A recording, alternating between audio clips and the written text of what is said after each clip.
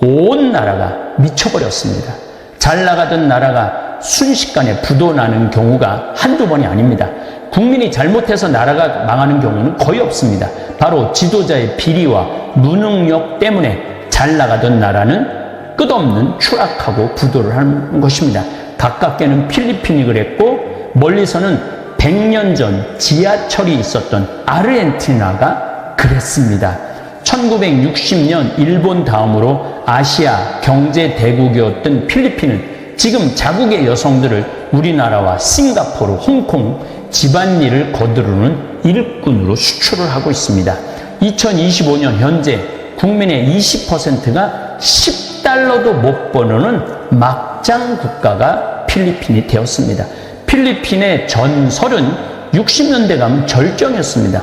1960년대 대한민국의 국민소득은 북한보다 낮은 80달러였어요. 1960년대 이때 필리핀은 500달러였어요.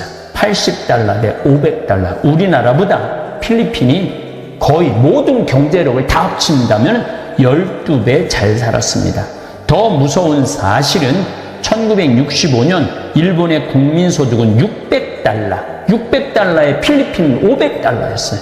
대한민국 80달러. 감히 쳐다볼 수도 없는 상황이었습니다. 그런데 2024년 기준으로 대한민국 GDP는 3,624달러. 국민 실질 소득은 일본을 앞지르고 있습니다.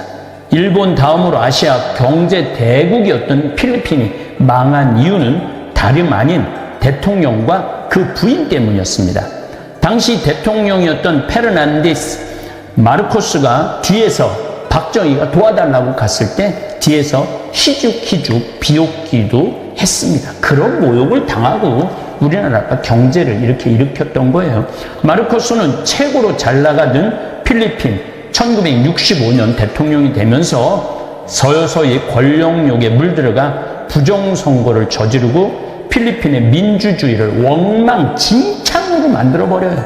지금 윤석열 정부가 사법부 난입하고 부시고 그걸 판결한 판사를 죽이겠다고 뛰어들어가는 모습하고 이게 왜 겹쳐질까요? 왜 오버랩이 될까요? 그뿐 아니라 페르디난도 부부의 유별난 축제, 파티 또한 필리핀의 국력 손실에 막대한 역할을 합니다. 영부인 이멜다 마르코스의 사치와 향락은 심각할 정도였습니다. 구두 3,000켤레는 애교에 애교. 매일 패션쇼를 관람하거나 참가하거나 스스로 개최했습니다. 우리나라 지금 영부인이라고 뭐 말할 것도 없죠. 무슨 구슬하느니 무슨 점을 보느니 이런 모습하고 왜 자꾸 섞이는지 모르겠습니다. 부인이라면 꼼짝 못하고 절절매던 마르코스는 나라를 제대로 다스릴 수가 없었습니다. 대통령 부부의 사치가 극심했고 민주운동가들이 탄압받고 경제가 무너졌고 1970년대는 그렇게 무시했던 한국에게 추월당하고 사회 구조와 기강 또한 크게 무너져 정치인들과 군인, 경찰 등 사회 지도자층들이 극심하게 부패해갖고 마르코스의 폭정과 악행에 들고 일어난 이때 공산주의자, 소수민족, 이슬람 교도들의 무장단체들이 필리핀을 위태롭게 만들고 아직도 그들이 반란을 일으키고 있습니다. 지금 대한민국은 너무나 위험한 위기를 맞이하고 있습니다. 이 시기를 우리는 지혜롭게 건너가야 됩니다. 헤쳐나가야 됩니다. 그래서 저는 앞으로 원래는 13번 강의를 하려고 그랬는데 조금 더 강의할 내용이 많습니다. 그래서 앞으로 대한민국을 이해하고 세계를 이해하고 우리나라와 같은 상황이 있는 나라들을 여러분들에게 소개할 계획을 갖고 있습니다. 많이 여러분들 경청해 주시고 태극기 부대들이 제 강의에 요즘 많이 들어와요. 듣기 싫은 소리라도 마음에 안 듣는 소리라도 들으면서 하나라도 저랬구나 라는 것만 알아도 저는 충분히 여러분들의 비난 댓글을 아주 기쁘게 받아들일 겁니다. 비난 댓글이 많으면 많을수록 내 강의를 많이 듣는구나 라고 아주 자주 만족할 것입니다. 6.25 전쟁 이후에 우리나라보다 잘 살았던 잠비아는 하나도 변화된 게 없어요. 그러니까 1950년대 그대로 상태가 잠비아예요. 우리나라는 정말로 이제 잘 살게 됐으니까 이제 우리 한국 교회도 이제 어렵고 가난한 교회를 도와주는 일환으로 제가 잠비아 봉사활동, 선교활동하는 거를 여러분들하고 함께 나누고 싶습니다. 네, 동영상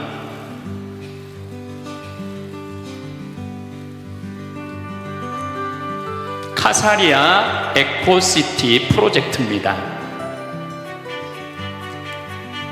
잠비아는 우리나라보다 7배 나라가 커요.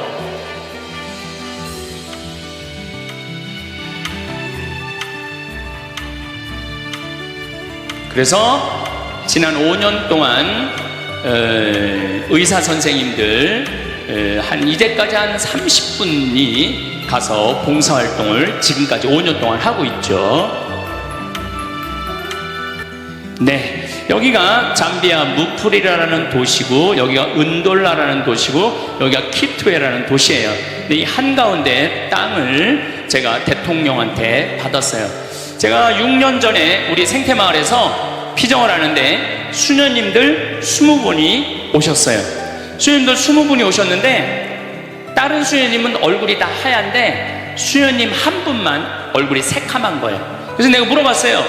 다른 수녀님들은 얼굴이 하얀데 왜 수녀님만 얼굴이 새카마냐? 이렇게 물어봤더니 그 수녀님이 자기는 16년째 아프리카 잠비아에서 농장을 운영하고 농업학교를 운영한다는 거예요. 제가 귀가 번쩍 뜨이더라고요. 왜냐하면 저는 한국에 생태마을 만드는 것도 꿈이지만은 외국에 아프리카에도 생태마을 하나 만들고 남미에도 생태마을 하나 만들고 미국에도 생태마을 하나 만들고 그래서 심지어 알래스카까지 가서 땅 알아보고 왔어요. 생태마을 만들려고. 그런데 제가 생태마을을 만들려고 그랬는데 이미 아프리카에서 하고 있는 수녀님이 계신 거예요. 너무너무 반갑더라고요. 그래서 제가 수녀님한테 그런데 왜 한국은 들어왔느냐? 그랬더니 이 수녀님이 자기는 갑상선 암이 걸렸다는 거예요. 그리고 또 그 자카란다라는 농장에 농업학교를 운영하고 있는데 남자 기숙사를 짓는데 돈이 모자라갖고 모금하러 왔다는 거예요. 그래서 얼마가 모자라갖고 모금하러 왔느냐? 그랬더니 2천만 원이 모자란다는 거예요. 근데 그때 제가 마침 사는 맛 사는 멋이라는 책을 썼는데 인세가 2천만 원이 딱 들어와 있었어요. 그래갖고 내가 수녀님한테 모금하러 다니지 말아라, 내가 줄 테니까. 이 수녀님이 처음 보는 신부가 돈을 2천만 원 준다니까 깜짝 놀란 거예요. 근데 사실은 처음 보는 게 아니라 나하고 같은 일을 하고 있었던 수녀님이기 때문에 이미 나는 준비가 돼 있었죠. 나는 돈이 있어도 나중에 안 줘요. 줄래면 언제 줘? 지금 줘, 지금.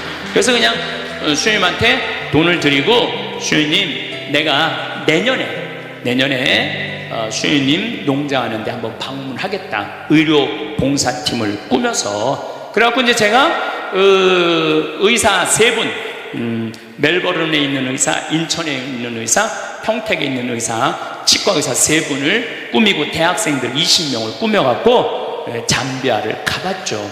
잠비아를 가봤는데 너무너무 내가 놀란 거예요. 여러분들 아프리카 하면은 비도 없으시고 땅도 그냥 막 메마르고 사람들은 말라 비틀어 죽고 막 이런 걸로 알고 있잖아요. 근데 가보니까 너무너무 아름다운 거예요. 신비의 땅이야. 그래서 우리가 아프리카를 잘못 생각하고 있는 거예요. 아프리카는요, 가난하고 고통스러운 대륙이 아니에요. 희망의 대륙이고 신비의 대륙이에요. 또 우리 인간은 어디서 나온 거야? 아프리카에서 나온 거, 탄자니아에서 나온 거, 탄자니아에서. 근데 그냥 우리는 아프리카를 착취의 대상으로, 불쌍한 대상으로, 도와줘야 되는 대상으로 생각하는 거예요. 인격 대 인격이 만나는 게 아니죠. 어쨌든 제가 잠비아에 갔다 와서 그들이 너무너무 아름답고 그들이 너무너무 순수한 거야. 그래서 내가 강의 때 얘기를 했죠. 아프리카는 너무너무 행복한 나라고, 하지만 가난하다. 가난한 사람은 행복하면 안 돼요? 여러분들 지금 조금 경제적으로 여유 없는 분들, 나는 경제적으로는 가난해도 나는 행복하면 안 돼? 똑같아. 아프리카 사람들도 행복할 자격이 있는 사람들이에요. 그래서 제가 이제 돌아와서 너무너무 감동받은 얘기를 이제 강의 때 가끔 했어요. 그런데 4년 전, 딱 요맘 성탄 전에 할머니 한 분이 날 찾아왔어요. 신부님, 저 신부님 아프리카에 농업대학 세운다는 얘기 강의를 통해서 들었습니다. 제가 농업대학 세우는데 신부님한테 후원을 좀 하고 싶습니다. 어떻게 후원을 할 거냐? 그랬더니 신부님한테 대학질 건물 돈 100억을 봉헌하겠다는 거예요. 100억을. 1억도 아니고 10억도 아니고 100억을. 제가 믿을 것 같아요? 안 믿을 것 같아요? 안 믿었죠. 그리고 저한테 부자들이 와서 많이 나한테 봉헌한다고 그래요. 신부님 봉헌한다고. 근데 나는 웬만하면 안 믿어요. 그 웬만하면 기대도 안 해요. 부자들이 와갖고 신부님 땅 팔리면은 꼭 봉헌하겠다고. 그래갖고 그냥 기대를 잔뜩 하고 있는데 그놈의 땅이 왜 이렇게 안 팔려? 10명 중에 1명 봉헌할까 말까예요. 왔다 간 분들. 그리고 우리 생태마을의 아프리카를 돕는 분들은 할머니들이야. 가장 순수한 할머니들. 그 할머니들이 1000만 원씩 100분이 도와줬어요. 그러니까 부자 100명이 와갖고 1명 도와주는 것보다 정말로 순수한 할머니들. 신부님 평생 살면서 나 어려운 사람 한 번도 도와준 적 없습니다. 근데 이번에 개를 타는데 신부님 아프리카에 우물 파주세요. 포크레인 사는 데 쓰세요. 고아원 짓는 데 쓰세요. 이렇게 보내준 분이 100분이야. 그래서 나 부자가 나한테 오는 거 그렇게 반갑지 않아요. 그냥 가난한 과부의 헌금이 진짜 헌금이라는 생각이 들어요. 그래서 난 안 믿었어요. 안 믿었는데 이 할머니가 일주일 후에 수원 교구청에 와서 교구에다 100억을 봉헌을 했어요. 기가 막힌 일이 벌어진 거죠. 그래서 내가 가끔 강의 때 얘기했지만, 그럼 왜 느닷없이 나한테 100억을 봉헌할 생각을 가졌느냐? 그랬더니 이 할머니가 1년 전에 강도 4명한테 납치를 당한 거야. 그래서 할머니 차에 트렁크에 실린 거야. 가방, 여행용 가방에 할머니를 딱 집어넣어갖고, 그래갖고 이틀을 끌고 다녔대요. 이 할머니는 트렁크에서 이틀 동안 있으면서, 여러분들 한번 트렁크에 이틀 갇혀봐. 여러분들 기분이 어떨 것 같아요? 그것도 강도한테 카드 다 뺏기고 죽었다 이런 생각이 들었대요. 네 할머니가 할머니 차로 납치를 당했는데, 이 할머니가 돈은 많은데 돈을 안 쓰는 할머니야. 차를 10년 동안 안 바꾼 거야. 원래 벤츠로 바꾼다고 그랬는데 나중에 바꾸려고 안 바꾸고 그냥 옛날 차를 타고 다닌 거야. 그런데 그 옛날 차니까 라디오가 고장이 난 거야. 근데 이 강도들이, 경찰들이 자기네들을 추적하러 오는지 라디오를 계속 듣고 싶은데 라디오가 안 되는 거야. 유일하게 틀은 게 CD 플레이어만 작동이 됐던 거야. 네 할머니가 위대한 일을 하나 했어요. 어디 내 강의를 들으러 와서 내 CD 화가 나십니까를 사서 차에다 넣어둔 거야. 딱 들으니까 내 강의가 나오기 시작한 거죠. 강도들이. 근데 일단 내 강의를 한번 들으면은 못 꺼요. 듣게 돼 있어요. 이틀 동안 여관에도 못 들어가고 차 안에서만 계속 있었대요. 이 강도들이 이틀 동안 계속 반복해서 듣더래요. 그 화가 나십니까 2개짜리 CD인데 그러면서 계속 웃더래요. 그리고 저는 그 다음 말씀이 더 기가 막혀요. 너희들이 이제 일단 행복하면 그 다음에 너희들이 할 일이 있다. 세상의 빛과 소금이 되라. 그래서 마태복음 5장 13절부터 16절에 보면 예수님이 뭐라고 그러셔요?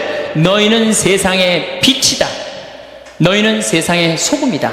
소금이 만약 짠맛을 잃으면 어떻게 하느냐? 길거리에 벗어져 갖고 사람들 발에 밟힐 것이다. 만약에 우리 교회가 지금 짠맛을 잃어버리면은 우리는 어떻게 돼? 사람들한테 밟히게 돼 있어요. 등경을 켜서 대박에 덮어두는 사람은 아무도 없다. 등경을 켜서 어떻게? 높은 곳에서 어둠을 밝히는 것이다. 너희는 세상의 빛이다. 너희의 이런 세상과 빛과 소금의 역할을 해갖고 너희의 그런 착한 행실을 보고 하느님 아버지를 온 세상 사람들이 찬양하게 하라. 그러니까 우리는 무슨 역할을 해야 돼? 세상의 빛과 소금의 역할을 해야 돼요.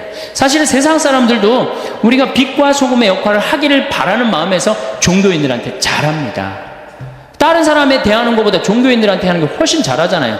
그러니까 우리 수녀님들 어디 가면은 거의 무사 통과해요. 우리 신부들보다 수녀님이 더 좀 값이 높은가 봐. 우리 신부들은 이렇게 로만 칼라 차도 다 보여달라고 그러는데 수녀님만 타면은 가시라고. 왜? 세상에 빛과 소금이 앉아 계신데 어디 면허증을 봐요.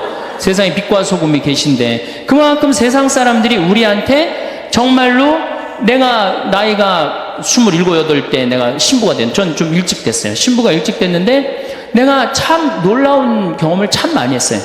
내가 이제 목욕탕을 이렇게, 이제 나는 취미가 목욕이 취미인데, 목욕탕 이렇게 가서 앉아있는데, 딱 앉아있는데, 할아버지 한 분이 딱 일어나더니, 목탕 안에서 다 빨개 벗고 다 이렇게 앉아있잖아요. 할아버지 한 분이 딱 탕에서 일어나더니, 아유, 신부님 어떻게 여기로 오셨습니까? 그러는 거예요. 보니까 시장님이야. 그때 광명 시장님이야. 아유, 어떻게 오셨습니까? 그러니까 옆에 국장들이 같이 이렇게 왔는데, 아니, 시장이 일어나고 새파란 애한테 절을 하니까 저 뭔지 모르고 다 일어나서 한테 다 절을 하는 거예요. 그 목욕탕에서. 그들이 이렇게 어린 신부한테 신부님이라고 그러면서 경의를 표하는 이유는 자기네들이 먹고 살기 너무 바빠. 자기네들 먹고 살기 세상 사는 거 너무너무 바빠. 그래서 눈이 어두워. 그래서 길을 잃어버릴 때가 많단 말이에요. 그런 길을 잃어버릴 때 한번 주일날 와갖고 신부님이 강론을 통해서 당신이 지금 가는 길은 틀린 길이니까 이 길로 가야 됩니다 하고 얘기를 해주는 게 빛의 역할이에요. 그리고 세상 사람들은 그 역할을 원합니다. 그게 소금의 역할이에요. 자기네들이 세상에 자꾸 썩고 부패, 그럴 때는 우리가 뭐가 돼야 돼? 소금이 돼갖고 썩는 것을 막아줘야 돼요. 그게 우리 신부가 할 일이고 수도자가 할 일이고 우리 크리스찬들이 할 일입니다. 그런데 우리 교회는 그 역할을 역사를 보면 어느 순간인가 딱 안 해버립니다. 지금 지구는 고생대, 중생대, 신생대 이 세 시기를 거치는데 지금은 신생대의 맨 마지막 시기로 봅니다. 신생대의 맨 마지막에 탄생한 존재가 누구냐? 인간이에요, 인간. 그러니까 어떻게 보면 창조의 최고 정점이 인간이에요, 인간. 그 중에 진짜 정점이 뭐예요? 여러분들 맨 마지막으로 창조하면 창조할수록 그게 완성품에 가까워요. 아담이 먼저 창조됐어요? 이브가 먼저 창조됐어요? 아담이 먼저 창조됐죠. 그 다음에 창조된 게 누구야? 그러니까 남자보다 더 완벽한 게 누구야? 이브야. 그러니까 이 지구의 마지막 주인공은 누가 돼야 돼? 이젠 바야흐로 여자의 시대로 넘어가고 있는 거예요. 내가 이렇게 강의 이제 할 날이 얼마 남았을지 나도 잘 몰라. 언제 이제 밀려날지도 모릅니다. 지금 중고등학교 아이들, 내가 여기 지금 미국 가고 없는 우리 저 양 신부님, 옛날에 교도소 사목한 신부님, 이 중학교 복사 여자아이가 그런다는 거야. 난 커서 신부 된다. 그러니까 걔네들 머릿속에는 남녀 구분이 없는 거야, 이제. 왜 남자만 신부가 돼야 되느냐? 난 커서, 중학교애가 난 커서 뭐가 되겠다? 신부가 되겠다.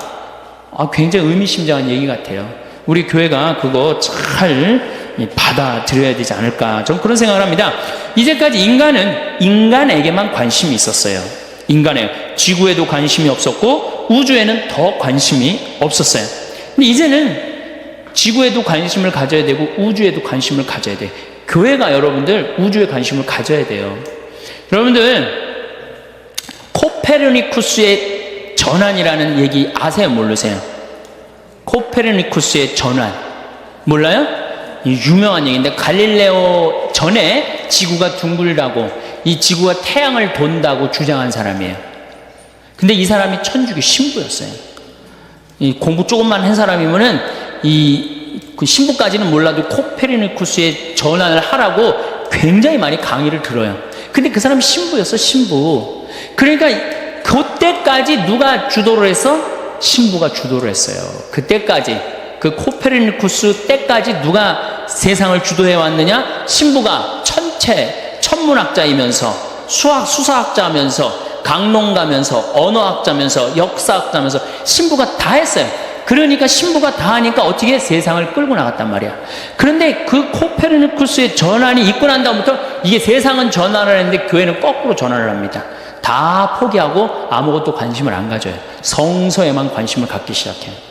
그리고 이제 학문이 전부 다 나눠져 가요. 그러니까 우리는 거기에 관심을 가질 수도 없고 전문적인 조언도 해줄 수가 없는 거지. 빛의 역할을 포기한 거죠. 소금의 역할을 포기한 거죠. 그들이 그런 학문을 한다고 살아가는 거하고 연관 없는 게 아니잖아. 다 살아가는 거에 연관이 있고 결국은 하느님의 질서 속에서 살게 돼 있는 건데 그런 질서가 다 망가진 게 500년 만에 그렇게 망가진 거예요. 저는 이 환경이 이렇게 파괴되고 자연을 이렇게 망가뜨린 건 결국은 주님의 질서를 우리가 세상에 적응하지 못했기 때문이라고 저는 생각을 합니다. 요즘은 뭐라고 부르냐면 타이타닉 비극이라고 그래요. 1890년대 맨 마지막에 이 영국에서 타이타닉 배가 이제 떠납니다. 근데 많은 사람들이 반드시 떠나면은 어떻게 될 것이다? 침몰할 것이다. 근데 우기고 떠나요. 결국은 어떻게 돼요? 뻔히 침몰할 걸 보고 가고 있는 거예요. 지금 많은 예언자들이, 그 예언자들은 기상학자기도 하고 그 다음에 천문학자기도 하고 뭐 많은 학자들이 어떻게 지금 이대로 가다가는 침몰한다고 그러는 거예요. 지금 2100년에는 지구온도가 6도가 올라간다는 거 아니에요. 2100년에는 6도 올라가면 끝납니다. 끝나는 거예요. 100년이면 여러분들 우리한테는 긴 건지 모르지만은 45억 년의 지구 역사를 보면 찰나야 찰나. 그러니까 지금 이거 이대로 가다가는 이제 침몰할 거다. 그리고 이제 침몰을 하게 되는 거예요. 그러니까 우리가 지금 저는 이 시기가 우리 교회에 있어서 아주 중요한 시기라고 생각을 해요. 자, 이제 좀 재미난 얘기를 지금부터 굉장히 재미나요. 나만 재미난지 모르지만은 재미납니다. 인류 역사, 그전 역사는 공룡의 역사 말고 인류 역사만 딱 보면요. 제일 먼저 신이 이 세상을 통치합니다. 뭐든지 신한테 물어봐요. 뭐든지. 그러니까 신의 뜻에 따라서 합니다. 여러분들 주몽, 고구려 세운 주몽 항상 뭐가 나와요? 무슨 사제들이 항상 나왔고 항상 물어보죠? 그렇죠? 그만큼 고구려 시대만 해도 누구 중심이야? 신 중심이에요. 태왕사신기, 전 많이 못 봤는데 태왕사신기도 전부 다 누구의 뜻을 실현하려고 그래? 신의 뜻을 실현하려고 그러는 거예요. 그러니까 처음에는 모든 우리나라뿐만 아니라 다른 모든 나라가 다 누구의 뜻에 의해서 인간이 움직였어요? 신에 의해서. 그러니까 인간은 신에 완전히 구속돼 갖고 신의 뜻에 따라 살았어요. 그러다가 아니지, 이 신이 뭐 우리한테 모두 이렇게 다 지배를 할 수 있나? 우리가 이 왕으로 한번 가보자. 그래갖고 신으로부터 해방하기 시작해요. 누가 이제 중심이 돼? 왕이 이제 중심이 되기 시작해요. 왕. 그래갖고 이제 파라오 같은 경우는 지가 신이라고 그래. 사람이면서도. 그래갖고 이집트 모든 사람들이 노예가 돼버리잖아요. 왕에. 왕에 다 귀속이 돼요. 그러니까 그때는 뭐 자유인이든 노예든 거의 자유가 없었어. 다 왕 중심으로. 그냥 왕이 죽자 그러면 다 같이 죽어도 아무 상관없는. 그러니까 그때는 인간 대접 못 받았던 거죠. 왕이 중심이 되다가 그 다음에는 이제 누가 중심으로 되냐면 영주 중심으로 이제 분권화가 됩니다. 영주들이 딱 이제 권력을 쥐기 시작해요. 그러면서 이제 왕은 이제 좀 위력이 좀 많이 떨어지죠. 어느 영주, 우리가 말하는 백작, 공작 뭐 그런 이제 영주들 중심으로 쫙 돼요. 그래서 굉장히 또 많이 권력이 어떻게 돼? 많이 분산됐죠. 아니 신에서부터 왕으로 분산되다가 왕에서 영주로 분산되니 얼마나 많이 분산이 된 거예요. 영주로 내려가는데 이제 그 다음에 누구한테로 내려가냐면 사장한테 내려가요. 부르주아한테 내려가는 거예요. 돈 많은 사람한테 많은 자유가 생기기 시작합니다. 돈 많은. 그래갖고 이제 1800년대부터 누가 완전히 실권을 잡아요. 공장 운영하는 사람들. 이런 사람들이 완전히 팔자 피는 거죠. 그 공장 운영하는 사람들 한둘이야?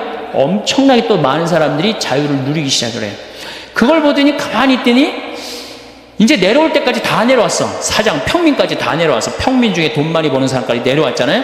그러다 보니까 이 프롤레타리아, 노동자들이 니네만 사람이냐? 우리도 사람 대접을 좀 해야 되겠다. 그리고 들고 일어나는 게 공산혁명이에요. 이거는 공산혁명은 단순히 무슨 다 잘 먹고 잘 사자가 아니라 남자의 해방을 얘기합니다. 그 노동자의 해방에, 남자의 해방인 동시에 누구의 해방이야? 노동자의 해방이에요. 그러니까 엄청나게 많은 사람들이 이제 자유를 얻었지. 그렇죠? 이제 그리고 난 다음에 이제 민주주의가 시작된 거예요. 민주주의가 시작되면서 아직 해방되지 못한 세대가 나옵니다. 누가 나와요? 여성이 해방되지 못해요. 그렇죠. 다 해방됐는데 왕으로부터 해방되고 영주로부터 해방되고 사장으로부터 해방되고 이제 남자로부터 이제 해방되려고 그러는 이제 유일한 이제 층이 누구야? 여자들이 이제까지는 성적인 도구로 전락했는데 이제는 우리도 세상의 주인공이다.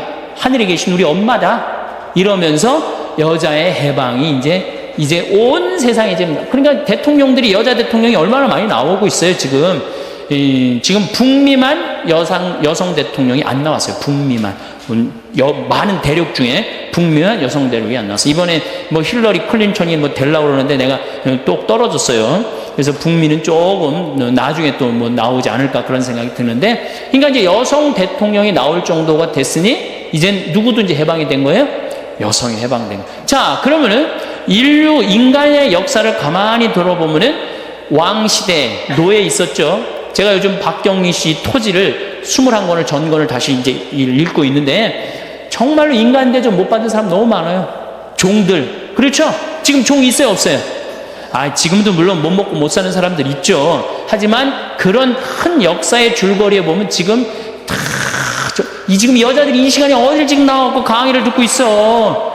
시대가 완전히 많은 사람들한테 자유로워진 거예요. 점점 시대는 망가지는 게 아니고 역사로 보면 성숙돼 가고 완성돼 가는 거예요. 이게 오메가 포인트라는 거예요.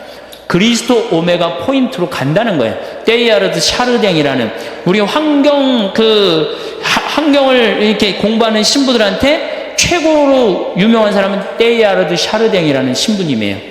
두 번째로 유명한 신부는 토마스 벨이라는 신부님. 지금도 토마스 벨이라는 신부님 캐나다에 있어요. 내가 97년도에 토론토 세미나 참석을 해갖고 그 할아버지를 만났어요. 지금 90이 훨씬 넘었는데 정말로 겸손하고 정말로 저분은 정말 동양적인 사고를 갖고 있구나 그런 생각을 했어요. 얘기를 조금 해보는데 영어를 제대로 알아듣지도 못하는데 그 설명을 참 잘하시면서 난 화장실에서 만났어요. 화장실에서 만나갖고 난 한국에서 온 신부인데 당신을 너무너무 존경한다.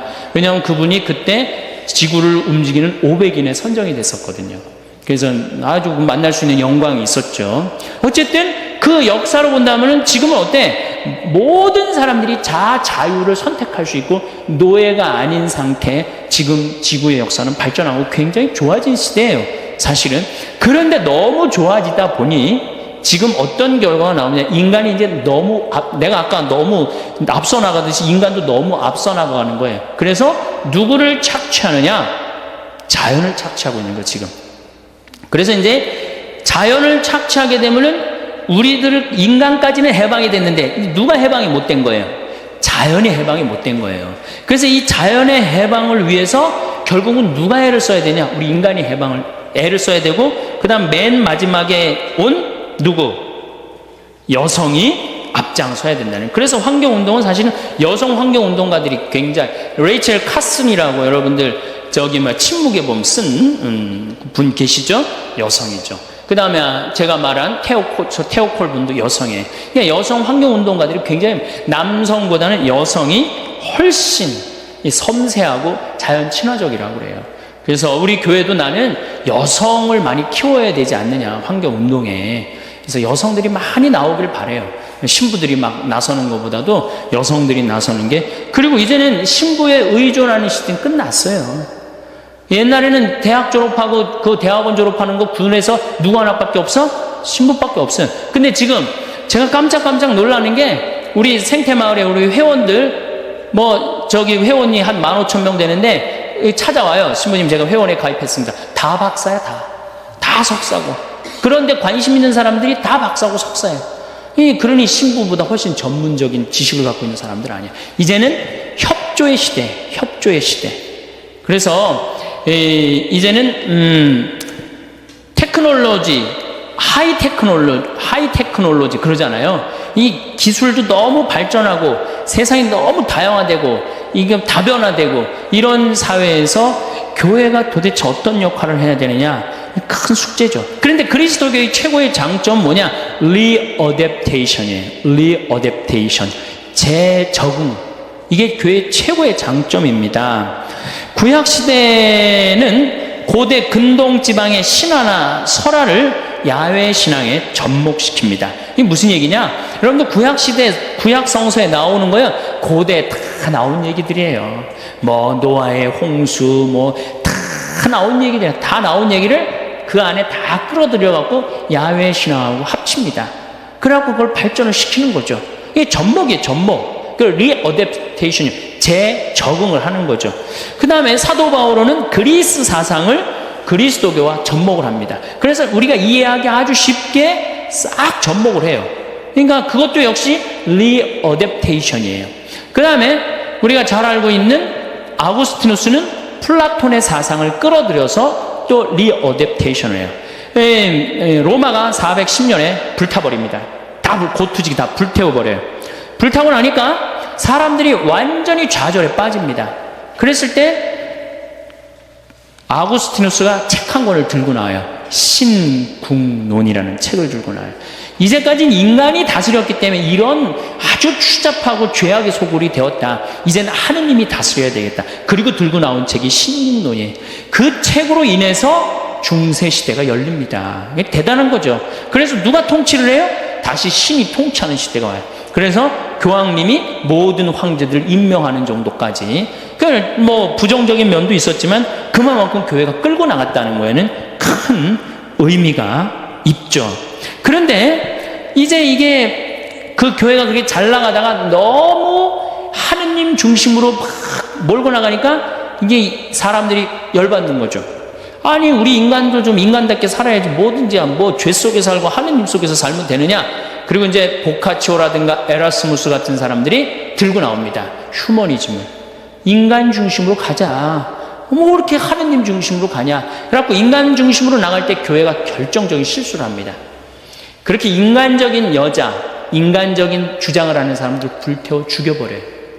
그 인간 중심으로 나갈 때 인간하고 같이 인간 중심으로 교회가 그걸 끌고 리어댑테이션을 했다면 아마 교회를 많이 벗어나지 않았을 거예요. 그런데 막 몰아챕니다. 불태워 죽이고. 그러니까 점점 튀어나가기 시작해요. 교회를 자꾸 뛰쳐나가기 시작해요. 교회에 대해서 안티라고 그러죠. 안티. 이제 그러면서 이제 안티클레리즘이라는 게 반성직자주의가 생겨요. 성직자에 대해서 거부 반응이 생겨요. 이제 불란서에서 그 혁명이 일어나죠. 불란서 혁명이 일어났어요. 불란서도 우리 환경하고 굉장히 관련이 많은데 필리핀에 화산이 터집니다. 화산이 터지면요, 지구는 한 화산이 터지면 어떤 연관성이 있냐면 화산이 터지면 화산재가 올라가고 뭐를 막냐면 태양을 막아버려요. 태양빛을 막아버리면 지구 기온이 떨어집니다. 지구 기온이 떨어지면 흉년을 맞이하게 돼 있어요. 그래서 불란서가 7년 동안 흉년을 겪어요. 그래서 막 5월에도 6월에도 막 눈이 오고 막 그래요. 너무너무 배고파고 굶어 죽어. 많은 사람들이 굶어 죽는데 마리아 왕도 안 했다 하고, 그 다음에 무슨 추기경하고 막 거기서 스캔들도 일어나고, 그리고 막 백성들이 죽는데도 그냥 무슨 케이크나 먹고 이러고, 그리고 다 죽어가는데도 딱 두 부류만 안 굶습니다. 귀족들과 성직자 부류만 안 굶어요. 아주 호의호식했던 거죠. 그러니까 혁명이 일어나면서 다 때려 죽인 게 신부님들, 그 다음에 귀족들 다 죽인 거예요. 그때 불란서의 교회 모든 재산은 정부로 들어가 버려요. 그때 다 잃어버렸어요. 그때 유일하게 교회 재산을 몰수하지 않은 데가 있어요. 파리 외방 정교회만 몰수하지 않았어요. 왜? 니네들은 선교하러 나가고 죽으러 가는 거니까 우리가 니네들만은 건드리지 않겠다. 그리고 파리 외방 종교만 지나가 버립니다. 그러니까 아직도 파리 외방 종교가 재산이 제일 많아요. 그 외국에서도 저기 공부하러 제일 파리 외방 종교 많이 공부하러 오고 있고. 그러니까 자기 역할을 충실히 살면 안 건드려요. 우리가 딴 길로 셀 때 교회한테 세상에 돌을 던지는 거지, 교회가 자기 역할 충실히, 카나리아의 역할 지금 이러면 안 됩니다 이렇게 충실히 하면 돌 던질 이유가 없죠.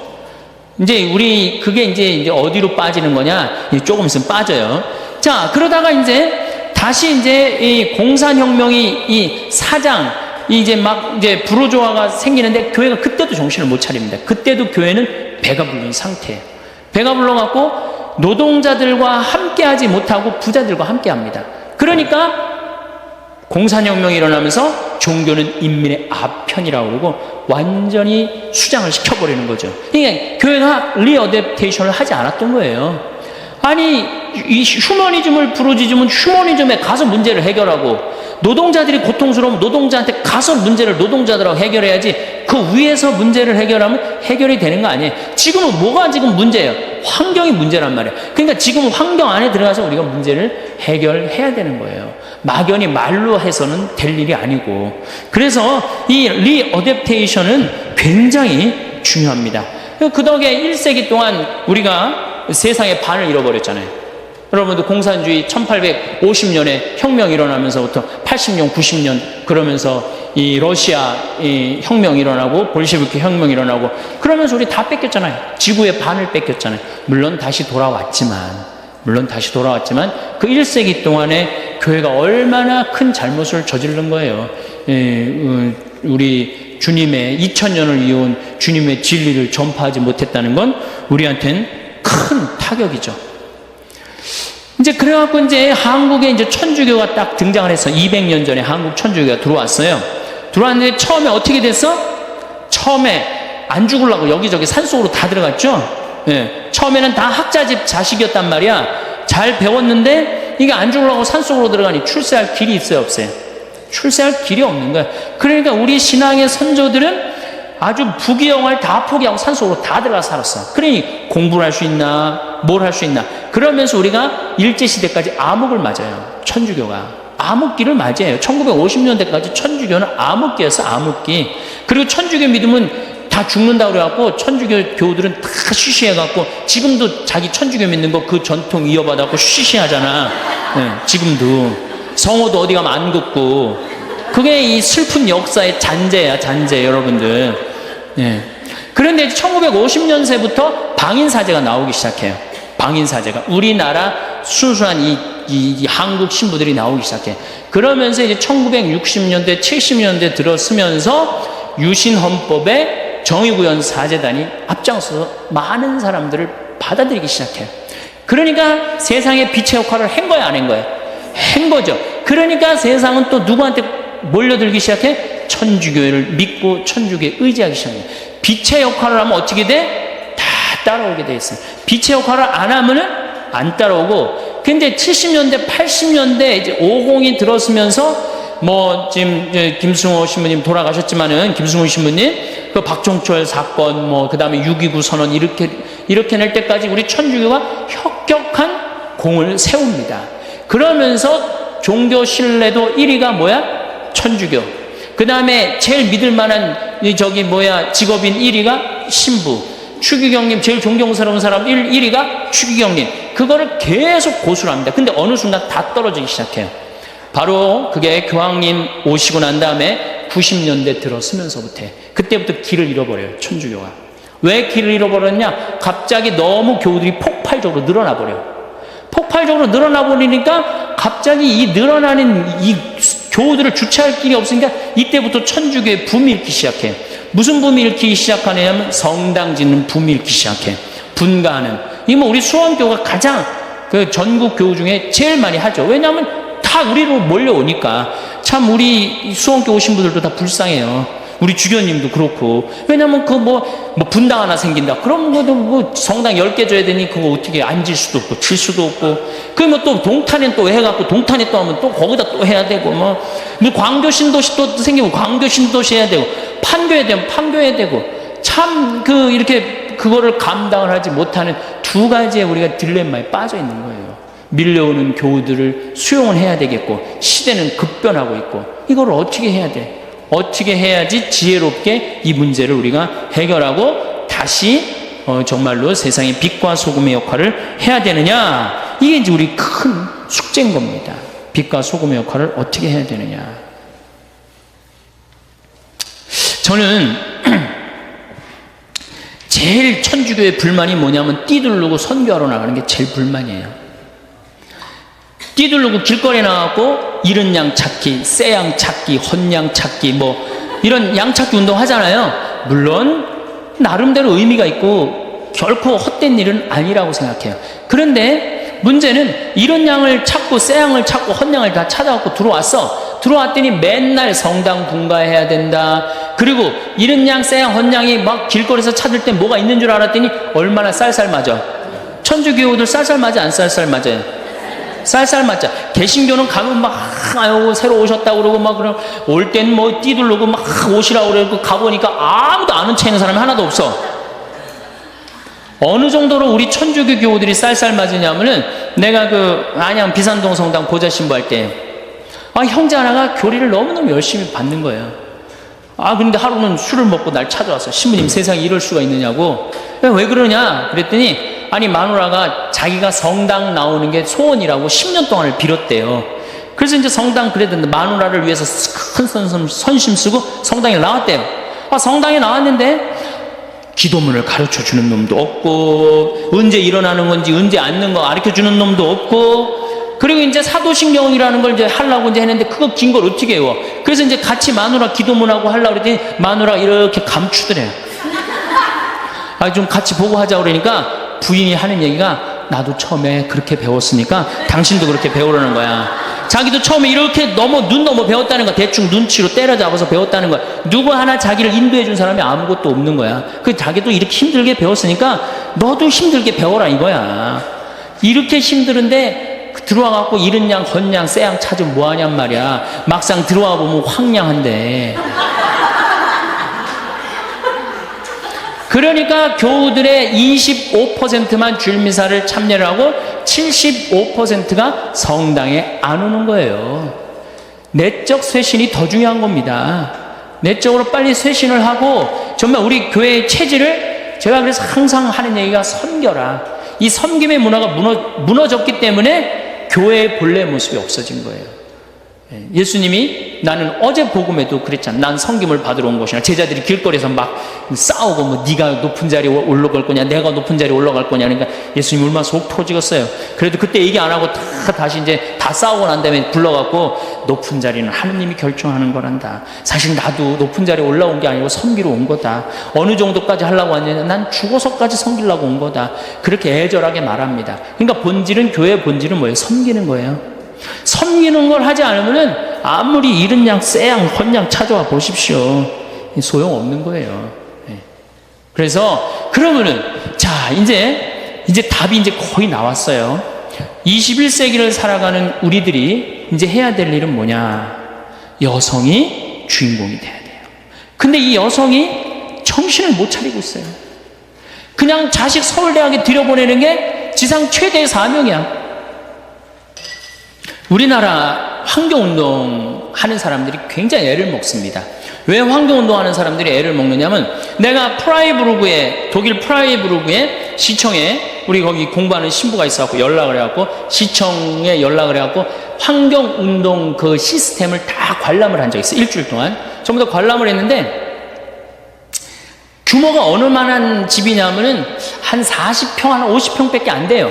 근데 환경운동 단체야. 근데 가보니까 후원회원이 40만 명이야. 후원회원이 40만 명이에요. 지금 환경운동연합이 뭐 7만 명인가 8만 명이라는데 그 프라이부르그시 그 근처에 후원회원만 40만 명이야. 누가 다 후원회원 들겠어요? 다 주부들이 드는 거예요. 다 주부들이. 근데 우리나라 주부들은 후원회원 들으라고 그러면 어떻게 해? 애 학원 보내야지, 뭐 아파트 빨리 당첨해야지, 뭐 사회에 관심 있어요, 없어요? 자기 애는 뭐 유학 보내고 몇백만 원, 몇천만 원 하나도 안 아까운데 그거 후원회 얼마나 해? 5,000원, 10,000원 하는 거. 그거 아까워갖고 못한단 말이에요. 그러니까 사회운동에 참여를 안 하는 거예요. 그러니까 우리나라 환경운동 단체들이 올라가다가 무너지고 올라가다 무너지고 올라가다 무너지고 그러는 거예요. 왜? 언더 베이스가 안 돼 있는 거예요. 그러니까 내가 캐나다에 또 그 환경 세미나 한번 참석을 해봤는데 주부들이 아침에 애들 학교 보내고 모여갖고 회의를 하는데 동네 아줌마들이 회의를 어떻게 해요?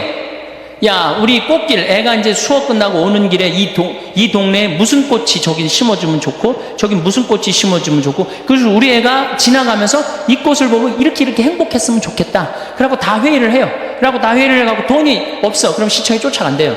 자, 그 길에 지금 이렇게 놓여져 있는데, 니네들이 예산을 지원해주면 우리가 꽃을 다 심겠다. 그래갖고 따져갖고 다 해갖고 꽃을 심는다는 거예요. 그러니까 이게 되는 거예요. 근데 우리는 내 새끼 하나만 공부 잘하면 돼. 내 새끼만 서울대학 가면 돼. 그런데 무슨 꽃길, 여러분들 자녀들이 여러분들 집에 오는데 무슨 꽃이 폈는지, 무슨 나무가 심어졌는지 알아요, 몰라요? 학원 코스는 알아도 거기에 뭐가 심어졌는지 모른단 말이야. 그러니까 이 의식의 변화라는 게 굉장히 중요한 거예요. 그래서 이게 막 여러분들만 들어야 될 문제는 아니야. 우리나라 모든 여성들이 그렇게 변화가 된다면 저는 대한민국처럼 살기 좋은 나라가 어디 있어요? 지진이 일어나나 태풍이 오기를 하나. 여러분들 일본은 1년에 태풍이 15개, 20개 가요. 근데 우리나라는 하나, 재수 좋으면 안 오는 해도 있어요. 작년에도 다 스쳐 지나갔어요. 제주도 스쳐 지나가고. 하나 오면 하나 들어오는 거죠. 근데 그냥 일본, 중국, 대만 맨날 태풍 지나갑니다. 그 태풍이 오나 지진이 있나 얼마나 살기 좋아요. 국민들 똑똑하고 물건 잘 만들고 수출 잘하고. 그런데 여성들이 이런 내가 이 사회의 변화의 주체 세력이다, 주부들이 내 변화의 주체 세력이다, 이런 생각을 하고 이걸 끌고 나가야 되는데 여성들이 그런 생각을 못하는 거야. 아직도 남성 위주의 사고방식을 갖고 있는 거예요. 아직도. 그러니까 이걸 빨리 탈피하십시오. 그래서 우리 신부들도 좀 놔주고, 좀 여자도 좀 신부가 좀 돼갖고 좀 이렇게 이렇게 좀 잘 해봐요. 좀 어떻게.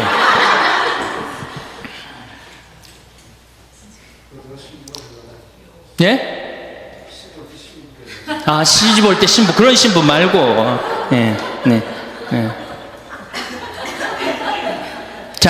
자, 환경 문제 조금 더 얘기를 하도록 하겠습니다. 자, 그러면은 하느님이 우리 인간한테 공짜로, 하느님이 우리 인간한테 공짜로 준 게 뭐가 있죠? 늘 하는 얘기지만 햇빛, 공기, 물, 땅 공짜로 주시죠? 여러분들, 우리가 이 공짜로 주는 거 돈 주고 쓰기 시작하면 멸망에 가까운 거예요. 그런데 여러분들 땅 공짜로 쓰세요, 안 쓰세요? 돈 내죠? 거기 중앙은, 안양 중앙은 한 평에 얼마나요? 예? 500만 원, 1000만 원, 그 시장은 한 1000만 원 넘을걸? 서울은 뭐 전체가 1000만 원 넘었다며요. 우리 평창은 공짜로 쓰라고 그러는 걸 돈 주고 쓰기 시작하면 스트레스 받기 시작하는 거예요. 우리 평창은 한 평에 5만 원이에요. 그러니까 평창보다 중앙이 200배 멸망에 가까운 동네예요. 뭐하러 거기서 살아?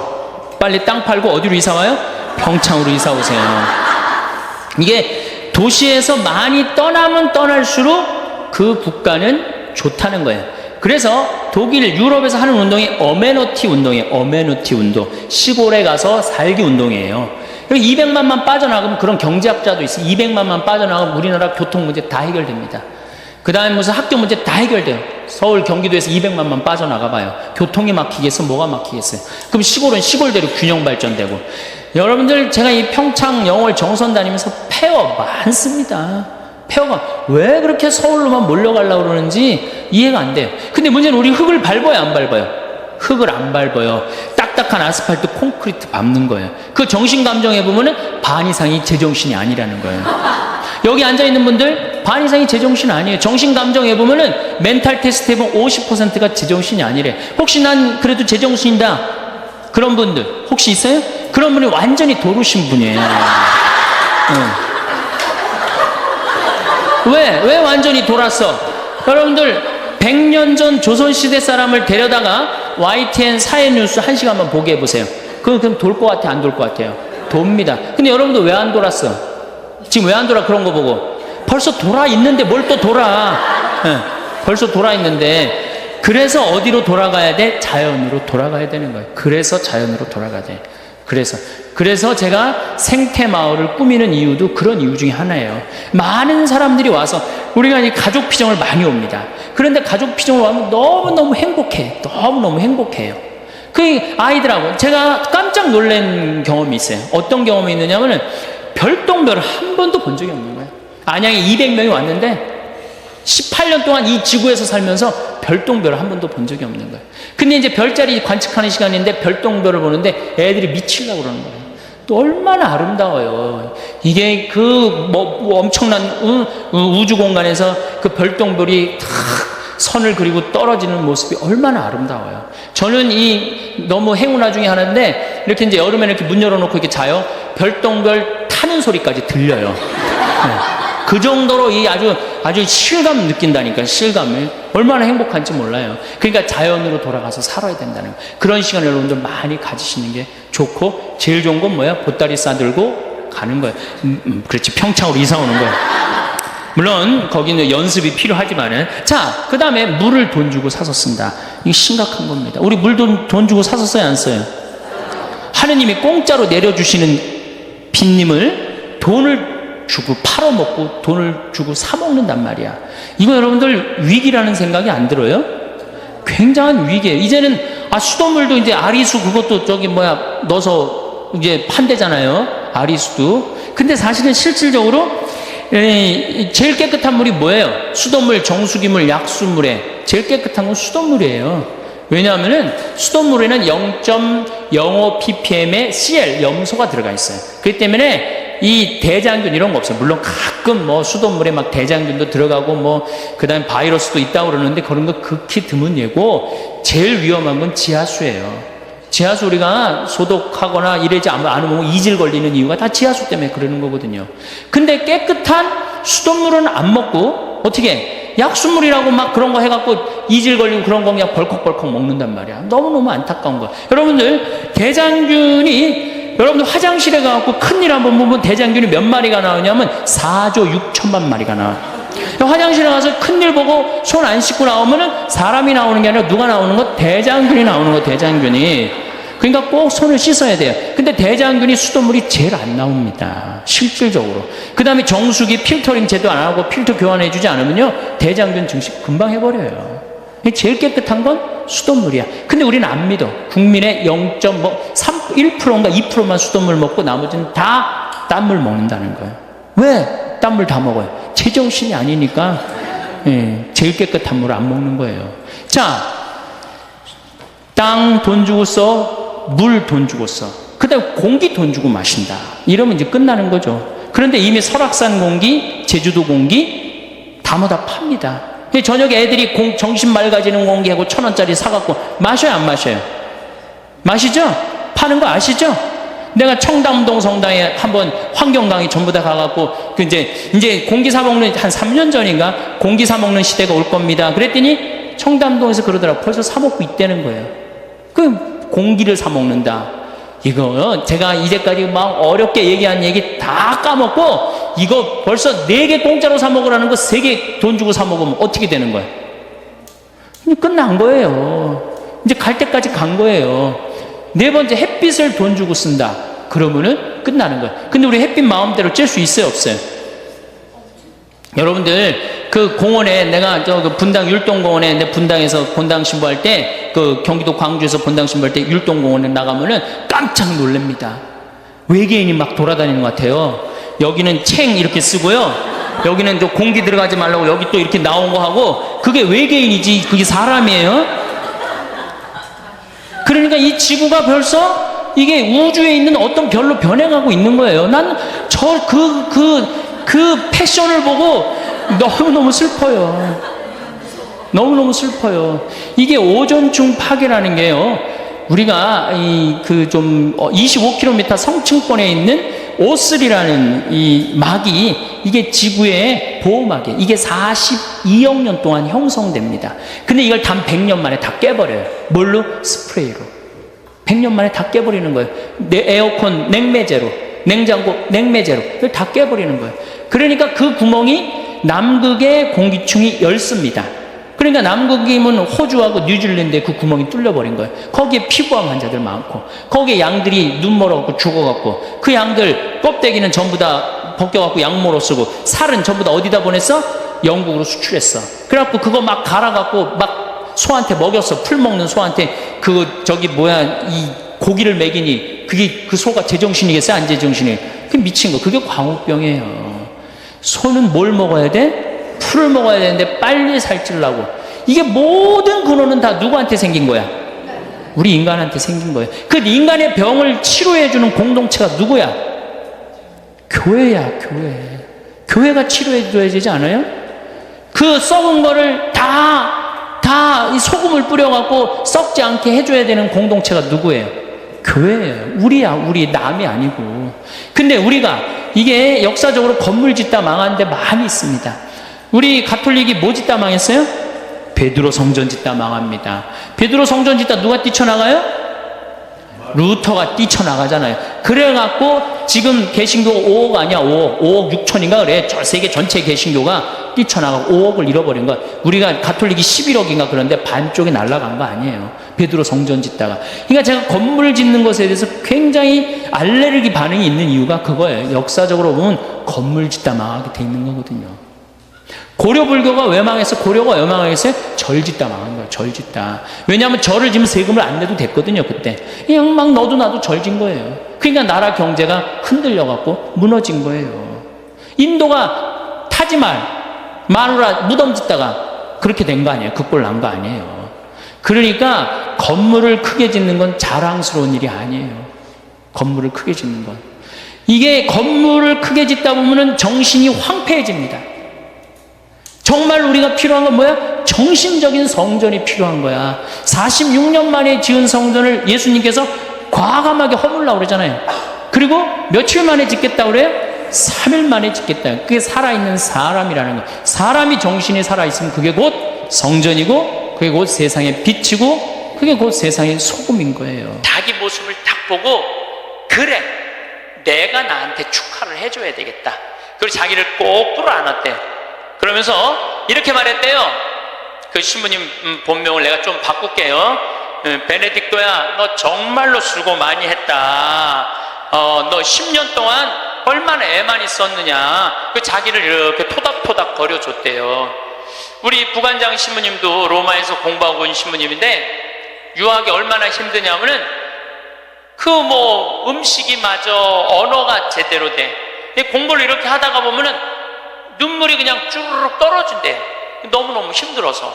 근데 그렇게 박사학위를 갔는데 축하해주는 사람 하나도 없다고, 나 고생했는데 알아주는 사람 하나 없다고 청승 들고 남 원망한들 남이 알아줘요? 아무도 안 알아줘요. 그러니까 누가 축하해줘야 돼? 내가 축하해줘야 돼. 저도 이렇게 인생을 이렇게 돌아보면 나 정말로 애 많이 썼어요. 살면서 애 많이 썼어요. 내가 처음 막 본당 신부 평택 비전동에 갔을 때 내가 본당 신부 했는데 주교님이 본당 분가하자마자 평택 안성 고속도로 옆에 진살이라는 동네가 있었어요. 근데 거기는 아무것도 안 들어왔어. 성당 분가하라고 명령이 떨어졌어요. 떨어졌는데 막 신설성당인데 돈이 어디 있어요. 명령은 떨어졌고. 그래서 이제 돌아가신 우리 김 신부님한테 와갖고 정말로 멋있는 신부님이죠. 나 땅 사고 싶으니까 돈 좀 꿔달라고. 그래갖고 신부님이 그 자리에서 2억을 꿔주셨어요. 큰 성당에 계셨으니까.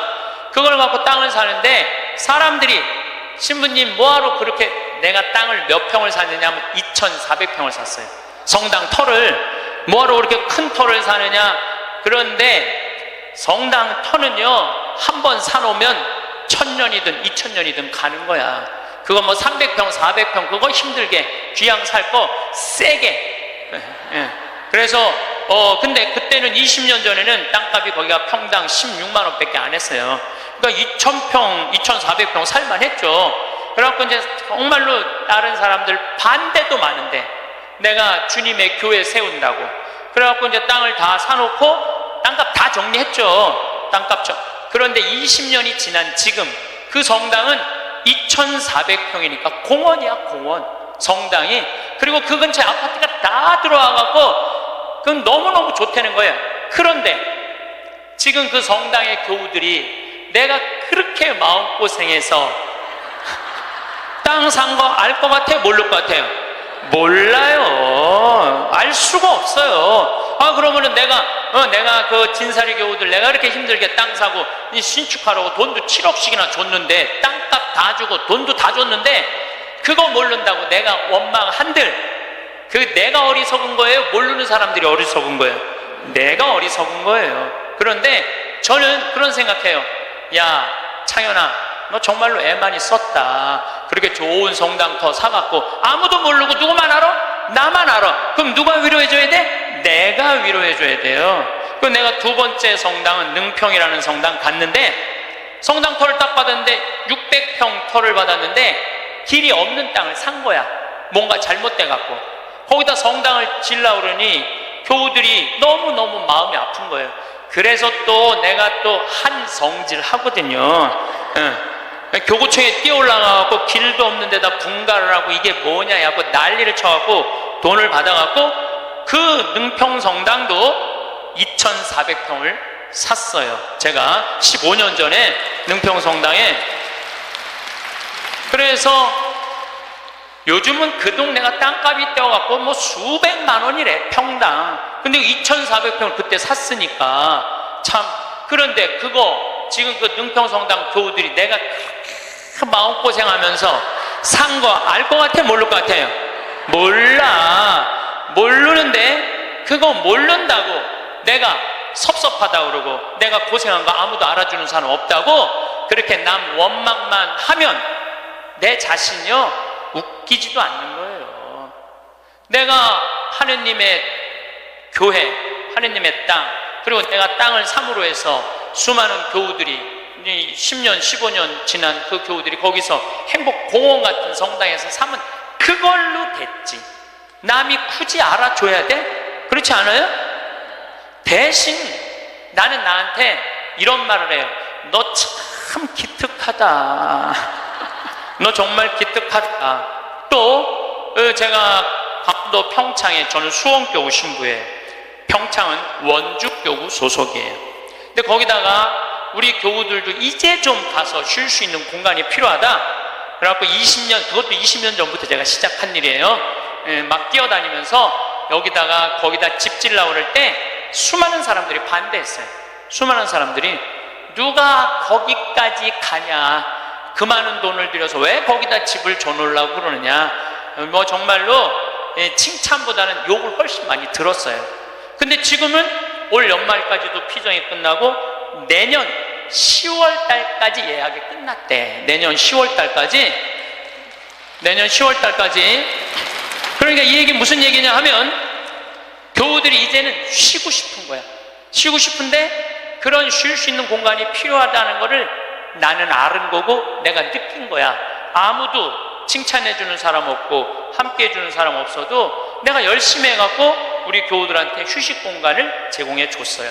제공해 줬으면은 그걸로 족한 거야. 남이 나를 알아주지 않아도 스스로 원망하지 않고 그걸 즐길 줄 아는 사람이, 이 공자님이 그런 사람이 군자라고 그래요. 저는 뭐 군자까지는 아니더라도 여러분들도 마찬가지예요. 여러분들도 6.25 전쟁 끝나고 난 다음에 똥구녕이 찢어지도록 가난한 시절에 그 힘들게 살아가면서 월세 살면서 정말 돈 아껴갖고 전세로 가고 지금 이렇게 살기 좋은 아파트에 살면서 그 자식들 조금 편안하고 안락하고 쾌적한 데서 좀 살게 해주려고 평생을 애를 썼는데 자식들이 아무도 몰라줘. 그러면은 나 6.25 전쟁 끝나고부터 고생한 거 일일이 매번 얘기해 주면은 그 사람들이 좋아할 것 같아요? 지겨워할 것 같아요? 지겨워해요.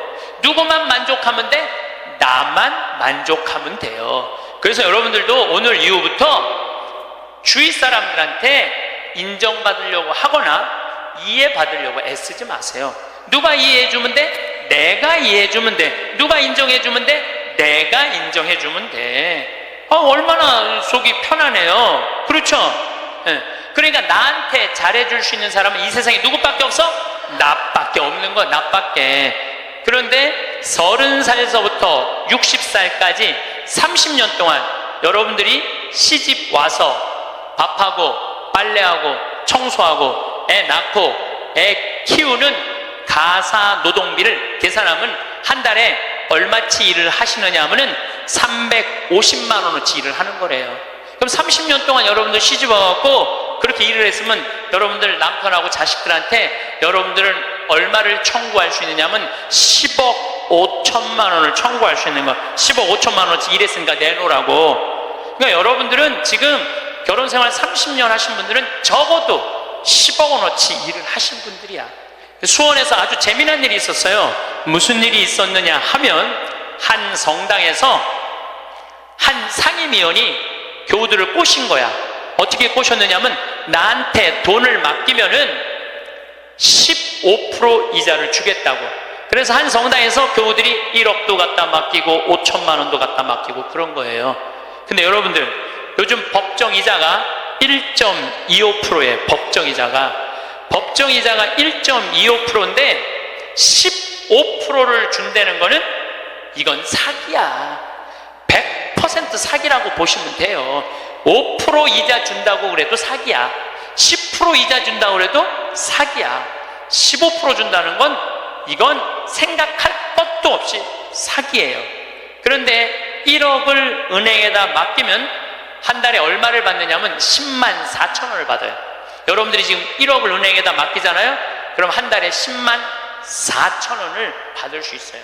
근데 이 사람 전례 분과장이래. 성당에 전례 분과장한테 맡기면은 한 달에 얼마를 받을 수 있느냐면은 125만 원을 받을 수 있는 거야.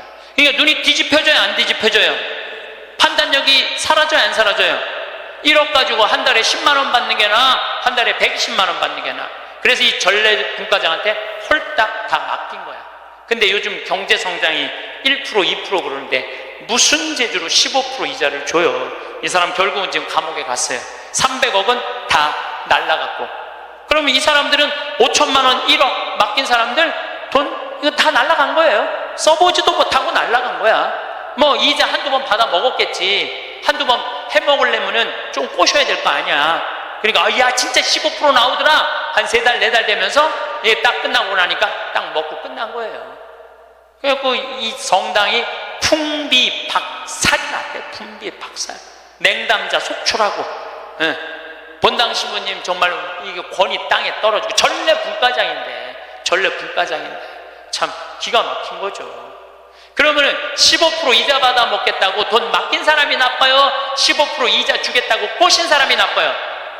둘 다 나빠. 둘 다. 내가 보기에는 여러분들 돈 5천만 원이면은요 이스라엘 성지순례를 10번을 갔다 올 수 있는 돈이에요. 10번. 여러분들이 이스라엘 성지순례를 10번을 갔다 오잖아요. 그럼 여러분들은 예수님하고 트고 지낼 수 있어. 트고 지낼 수 있어. 내가 이스라엘 성지순례를 지금 5번 갔다 왔거든요. 그것도 3번은 도보 성지순례로 갔다 왔어요. 이스라엘에서 차 안 타고 다니고 다 걸어 다녔어요. 나자렛에서부터 가나까지 걷는 거예요. 한 20km 돼. 그러니까 성모님, 예수님하고 성모님 가나 혼인잔치 갈 때 성모님 나귀에 태우고 예수님 걸어서 어머니 모시고 그 아마 가까운 친척 됐겠죠. 가갖고 하고 그 다 걸은 거야. 또 가나에서부터 갈릴리아까지 한 40km 돼. 그것도 다 걸어서 이게 걸어보니까요 성서 말씀이 거의 튀어나와 나한테 너무너무 좋더라고요. 5번 걸어보니까 예수님하고 나는 지금 어떤 상태냐면 거의 틀라고 그래 지금. 거의 틀라고 그래. 예수님하고 거의 틀라고 그래. 근데 성서강이라면서 병 고치는 얘기를 하는데 나는 치유의 은사가 없다. 고민을 했어요. 기도를 했어요. 하느님 뭔가 좀 치유를 하고 싶은데 이게 손에서 뭐가 나와야지 이게 치유를 해줄 거 아니냐. 그랬더니 하느님이 하시는 말씀이 꼭 네 손으로 해야 되느냐. 네 손으로. 의사 손 빌리면 안 되느냐.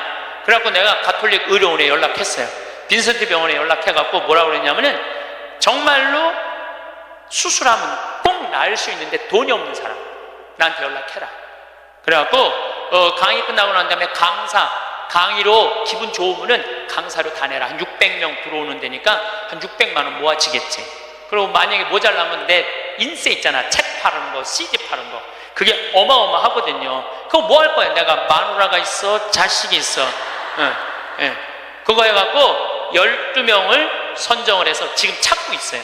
그런데 내가 어린애 아이를 찾아달라고 그러니까 그 병원에서 그러는 거야. 신부님, 이제 우리나라가 시스템이 잘 돼 있어갖고 돈 없는데 심장병 어린애들은 다 고쳐준대요. 재단이 많아서. 그러니까 애들은 신부님이 안 고쳐줘도 된대. 야, 우리나라 좋은 나라야 보니까. 그러면은 일반인들도 웬만한 제도에 걸리면은 다 고쳐줄 수 있대. 근데 누가 잘 어려우냐면 외국인 노동자들, 그 사각지대에 있는 사람들, 그런 사람들이 정말로 수술하면 날 수 있는 사람들인데 돈이 없어서 못하는 사람이 있다는 거. 골라라. 아니, 여러분들 꼭 치유를 안수기도로 해갖고 꼭 고쳐줘야 돼? 이게 날지 안 날지도 모르는데 이걸 눌러갖고 이게 차라리 의사 손 빌려갖고 확실하게 고쳐주는 게 낫지 않아요? 그렇죠? 그래서 내년에는 제가 3월 8일부터 강의하면서 한 사람씩 고쳐주고 싶어요. 의사 손을 빌려서. 여러분들, 인생에 있어서 가장 중요한 거는 먹고 마시고 노는 일이에요. 만약에 여러분들이 먹지도 않고 마시지도 않고 놀지도 않으신다면 여러분들은 헛사는 거예요. 먹고 마시고 놀아야지 인생을 제대로 사는 거예요. 이거는 예수님도 그러셨고 소크라테스도 그랬고 공자님도 그랬고 부처님도 그랬어요. 다. 근데 이분들은 1억 모은다고 먹지도 마시지도 놀지도 않은 거야. 근데 앞으로도 못 쓰는 거예요. 그럼 이분들은 가슴에 피멍이 드는 거예요. 그리고 이분들 뭐라고 그럴까? 내가 성당 나갔더니 사기꾼밖에 없더라. 믿을 놈 한 놈도 없더라. 하느님이 있긴 어디 있느냐. 그리고 냉담할 거야.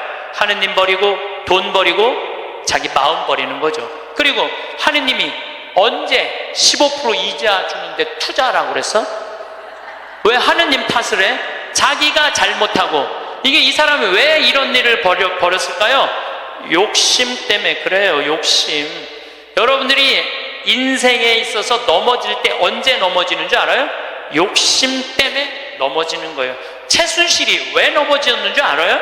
욕심 때문에 넘어진 거예요. 욕심 때문에. 그냥 대통령 옆에 친한 위로자로 남았으면 아름다운 사람으로 끝났을 거야.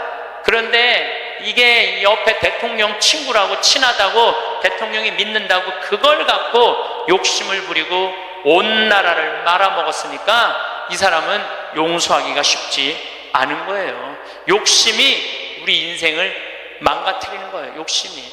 저는 그 신학교 있을 때 너무너무 배가 고프더라고. 1학년 때 우리는 간식이 없었어요. 아침 점심 저녁만 먹으면 땡이야.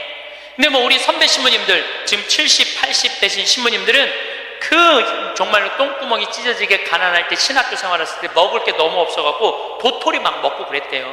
도토리를 먹으면 이게 얼마나 이게 똥이 나오는 게 아니라 돌이 나오는데 돌. 그래서 막 파내떼는 거. 똥이 안 나와갖고 파내떼는 거예요. 뭐 우리는 그 정도는 아니더라도 그래도 뭐 저녁 10시쯤 되면 배고파요.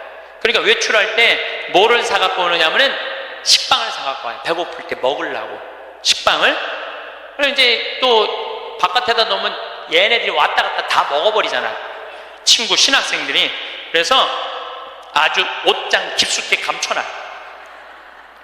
혼자 먹으려고 옷장 깊숙이 감춰놔. 그런데 신학교 생활이 얼마나 바빠요. 이리 뛰고 저리 뛰다 보면은 주일날 사놓는데 수요일날 배고플 때 생각이 나는 거야. 식빵 사다 놓은 게 생각이 나는 거야. 아, 식빵 사다 놨지? 그래갖고 이제 옷장을 딱 열어보면 식빵이 곰팡이가 들어있는 거예요. 너도 못 먹고 나도 못 먹는 거예요. 그래서 제가 생각을 했어요.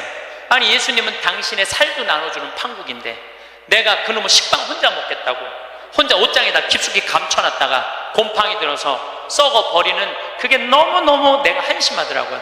그래서 이제 외출해갖고 식빵을 사갖고 오면 친한 친구들을 불러요. 신학생들을. 그래갖고 친구들하고 나눠주는 거 식빵.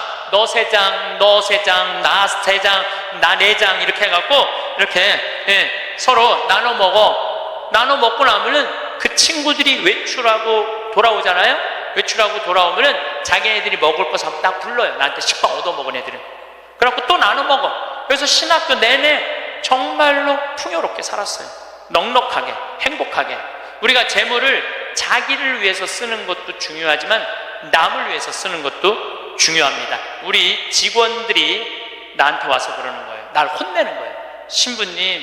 신부님도 은퇴해서 돈이 필요하다는 거예요.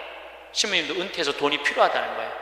아니 지금이야 신부님 강사료도 많고 인세도 많고 찾아오는 사람도 많고 용돈도 많이 주지만 신부님 은퇴하면 생각하는 사람 아무도 없다는 거야. 찾아오는 사람도 없고 불러주는 데도 없으면 신부님 늙어서 뭐 맛있는 것도 먹고 여행도 다니고 싶은데 돈 없으면 어떻게 하려고 이 돈을 다 써버리느냐고 날 막 혼내더라고. 직원들이 돈 쓰지 말라고. 나중에 저기 뭐 평창 저기 뭐야 은퇴하고 나면 거기서 돈 많이 행복하게 살려면은 저는요 만약에 내가 은퇴했는데 주머니에 돈이 한 푼도 없잖아요. 그럼 난 어떻게 할 거냐면은 사제관에 가만히 앉아 있을 거야. 돈 없는데 어떻게 그냥 사제관에 가만히 앉아 있어야지. 그런데 문제는 20년 후에 돈을 쓰려고 지금 신나는 일이 너무 많은데 재미난 일이 너무 많은데 의미 있는 일이 너무 많은데 그 20년 후에 쓰려고 그거를 나중에 쓰려고 내가 이걸 가지고 있다면은 나는 그렇게 살고 싶진 않다는 거야. 지금 먹고 마시고 쓰고 놀고 나눠줄 거 다 나눠주고 막 쓰다가 70살 돼갖고 은퇴했는데 돈이 없으면 어떻게 가만히 있으면 돼. 그걸 뭐 걱정을 하고 막 혼을 내고 그러더라고 나한테. 그리고 중요한 건 내가 은퇴할 때까지 살지 안 살지 어떻게 알아? 그렇지 않아요? 많은 경우 여러분들도 그런 분들이 있어요. 나중에 쓰려고 지금 한 푼도 안 쓰는 분들 많아. 근데 나중에 언제 어떻게 될 줄 알고 그걸 나중에 쓰려고 지금 안 써. 쓰려면 언제 써? 지금 써요. 보통 여러분들 여행을 다니면은 이 유럽 여행 한번 가면 400만 원 정도 들잖아요. 400만 원 정도 들면은 평생 한번 가는 거잖아요. 여러분들 자식이 뭐 보내주든 뭐 개를 모아갖고 가든. 그래갖고 이제 한 60대신 분들이 여행을 떠나.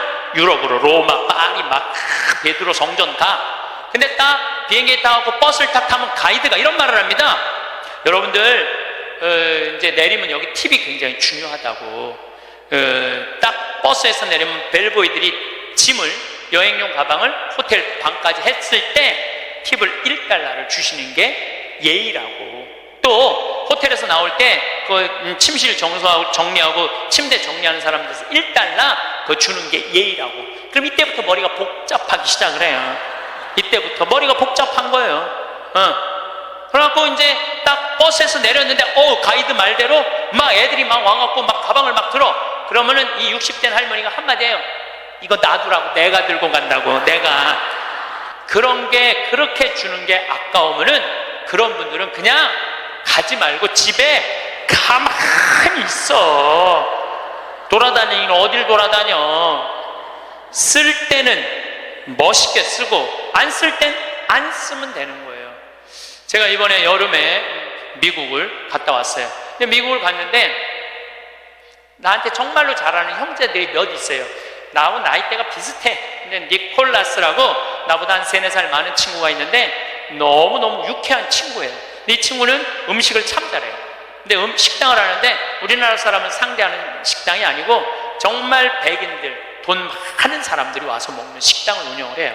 그래갖고 거기다 와인도 탁탁탁 놓고 자기네들 홀에서 춤도 추고 그런 식당이야. 그런데 이제 나를 그 음식을 대접하고 싶은데 주위에서 그러는 거야. 신부님 그런데 비싼 데 가면 안 되니까 니네 집에 모시라고 그냥. 그래서 몇 년 만에 자기네 집으로 나를 초대를 했어요. 나를 호스트, 주인공으로 해서. 그래갖고 이제 한 10명 주위에 있는 그 친한 친구들 10명이 초대받아서 갔는데 자기 식당의 셰프, 주방장을 데리고 온 거예요. 근데 음식이 나오는데 정말로 맛있게 나오더라고. 참 정말 별로 먹어봤던 적이 없는 기가 막힌 음식들이 나와서 또 영어로 막 설명을 막 하는데 정말 맛있더라고요. 그래서 나는 delicious 계속 이러면서 먹었죠. 계속 그랬는데 우리 니콜라스가 신부님 세계 모든 데 강의 다니고 많은 사람들 위로하고 그러니까 내가 오늘 특별하게 아끼는 와인을 내겠다는 거예요. 근데 와인이 나왔는데 그야말로 몇백만 원짜리 와인이 나온 거예요. 내가 가격을 여러분들 위화감 조성할까봐 말을 안 할 건데 내 생태마을 월급 한 3달치 와인이 나온 거예요. 생태마을 월급 그 와인 기가 막 1995년 보르도산 그때 굉장히 가물었대요. 그래갖고 이 포도가 이 흙을 빨아들이는 거예요. 땅 힘을. 그 포도로 만든 와인은 가격이 아주 천양지차라는 거예요. 그거를 그냥 열 몇 명이 이렇게 나도 이제 한 잔 반 먹고 고기하고 먹는데 정말로 특별하더라. 그 비싸서가 아니라 우리 니콜라스의 마음이 너무너무 특별하더라고요. 근데 그게 다 공짜 아니에요? 공짜잖아요. 그런데 이제 거기 셰프가 왔다 갔다 하는데 내가 주인으로서 뭔가 좀 기분 고맙다는 표시를 해야 돼갖고 셰프를 불렀어요. 팁을 줘야 되겠다. 그래서 이제 속으로 고민을 했죠. 가슴이 심장이 쫄깃쫄깃했지. 50달러를 줄까 100달러를 줄까 그런데 결국은 이제 50달러를 줬어요. 50달러를 딱 줬는데 너무너무 그 백인 셰프가 고맙다고 그러더라고요. 그래서 난 지금 후회돼. 왜 100달러를 못 주고 그걸 50달러밖에 못 줬나. 웬만한 식당에 가고 몇백만 원짜리 와인을 먹는데도 기분 좋게 100달러를 주면 그 니콜라스 사장도 기분 좋고 셰프도 기분 좋고 거기 있는 사람들도요, 내가 딱 멋있게 딱 팁을 주고 하면은요 뒤에서 그래. 야, 우리 신부님 정말 멋있다. 근데 내가 하나도 안 내놓고 그냥 가면 저 신부님 좀스러우네. 다 그래요. 알고 보면. 그래서 우리가 인생을 살면서 내가 가치로우려면 내가 벌은 재물을 나눌 줄도 알고 자기를 위해서 멋있게 쓸 줄도 알아야 돼요. 근데 만약에 여러분들 돈이 없으면 여러분들 어떻게 하면 되냐면 집에 가만히 있으면 돼. 그것도 결코 슬픈 거는 아니에요. 3년에 걸쳐서 강의 주제가 참 재밌어요. 2년 전에는 죽음 껴안기, 작년에는 삶 껴안기, 올해는 자신 껴안기예요. 이게 무슨 얘기냐 하면 잘 죽으려면 잘 살아야 돼요. 잘 살려면은 자신한테 잘해줘야 돼요. 아주 단순해요. 그러면은 자신한테 잘해주려면은 첫 번째 전제 조건이 있어요. 내가 누군지를 알아야 돼요. 내가 누군지. 여러분들 요즘 텔레비전 보면은 인문학 특강 그러죠? 한 2010년부터 인문학 특강 열풍이 불었어요. 근데 그 인문학 특강의 주제는 이 3가지예요. 자신 껴안기, Who am I? 내가 누구냐? 내가 누구냐를 질문할 줄 알아야 돼요. 여러분들 60평생 살면서 내가 누군지 모르고 살아간다면 그건 참 답답한 인생이에요. 소크라테스는 뭐라고 그랬어요? 너 자신을 알라라고 그랬죠? 부처님은 뭐라고 그랬냐면 자신이 누군지를 아는 사람은 부처고 자신이 누군지 모르는 사람은 중생이라고 했어요. 중생. 그러니까 60평생 살면서 내가 누군지 모르고 사는 사람은 그냥 중생으로 사는 거예요. 껍데기로 사는 거예요. 나는 누구냐? 나는 천주교 사제다. 하늘나라의 기쁨을 전하는 사람이다. 예수님의 사랑을, 예수님의 그 깊은 사랑을 느끼도록 해주는 사람이다. 항상 저는 물어봐요. 내가 누구냐? 나는 누구냐? 나는 사제야, 사제. 사제니까 누구 일을 해야 돼? 하느님의 일을 해야 돼. 하느님의 일을 하는 중에 신학교를 짓는 것처럼 가슴 설레는 일이 어디 있어요? 너무너무 신나는 거예요. 그러니까 여러분들도 내가 누구냐라는 질문을 해야 돼. 그리고 내가 누구냐라는 질문이 끝났으면 어떻게 살 것이냐, 이 답도 나와야 돼. 그리고 중요한 거는 어떻게 죽을 것이냐, 이게 중요해요. 여러분들, 내가 어떻게 죽을 것, 죽는 것도 시나리오가 필요하다니까요. 죽는 것도 내가 어떻게 어떤 과정으로 죽을 것이다, 시나리오가 필요해요. 그런데 한국 사람들은 참 죽는 거를 싫어해요. 어떻게 해서든지 안 죽으려고 그래. 어떻게 해서든지 안 죽으려고 그래. 만약에 우리 동네에 공동묘지가 들어온다면 난리도 아니야. 왜? 우리는 죽음에 대해서 부정적이거든요. 죽음은 어둠이라고 생각하고 절망이라고 생각하고 영원한 어둠이라고 생각을 해. 그러니까 만약에 우리 동네에 공동묘지가 들어온다 그러면은 난리도 아니야. 이건 뭐 막 이 결사반대 막 그냥 어떻게 결사반대 깨물어 갖고 막 결사반 6.25는 난리도 아니야. 그러니까 우리는 삶과 죽음이 분리되어 있는 거예요. 근데 한국 사람들은 또 단일 민족이라 이상하게 죽는 날은 다른데 보고 싶은 날은, 죽은 사람 보고 싶은 날은 온 국민이 똑같은 날 보고 싶어. 4월 5일 한식날 그냥 죽은 사람 보러 다닌다고 난리도, 그 6.25는 난리도 아니야. 그것도 보면은 그냥 막히고 난리도 아니야. 보면은 왜 죽는 날은 다른데 보고 싶은 날은 같은지 몰라. 근데 우리는요, 하여튼 죽음에 대해서 부정적이에요. 그런데 여러분들, 죽는 거 무서워할 필요 하나 없어요. 죽기 전까지는 절대 안 죽을 것이고, 죽을 때 되면 그냥 행복하게 가면 되죠. 그러니까 죽음에 대해서 두려워하지 마세요. 그래도 죽는 게 싫어. 왜 죽는 게 싫으냐 하면 사랑하는 사람과의 이별 때문에 그래요. 죽으면은 더 이상 사랑하는 남편 못 보고, 사랑하는 아내 못 보고, 사랑하는 부모님 못 보고, 자식 못 보니까. 그것도 뒤집어 보면은 또한 답답해요. 왜냐하면 살아있을 때는 소, 닭 쳐다보다가 꼭 죽고 나면 영정사진 앞에서 통곡을 하고 우는 거예요.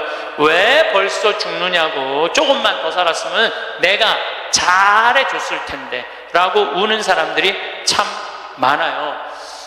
내가 본당 신부할 때 평택에 있었을 때 70 먹은 중풍 걸린 할머니가 한 분 계셨어요.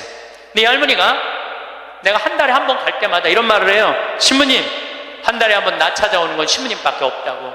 아들이 하나 있는데 10년째 한 번도 안 찾아왔다는 거예요. 10년째. 네 할머니가 돌아가셨어요.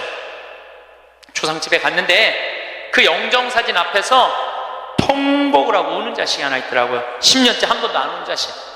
뭐라고 우느냐면은, 어머니 왜 기다려주지 않고 벌써 돌아가셨느냐고.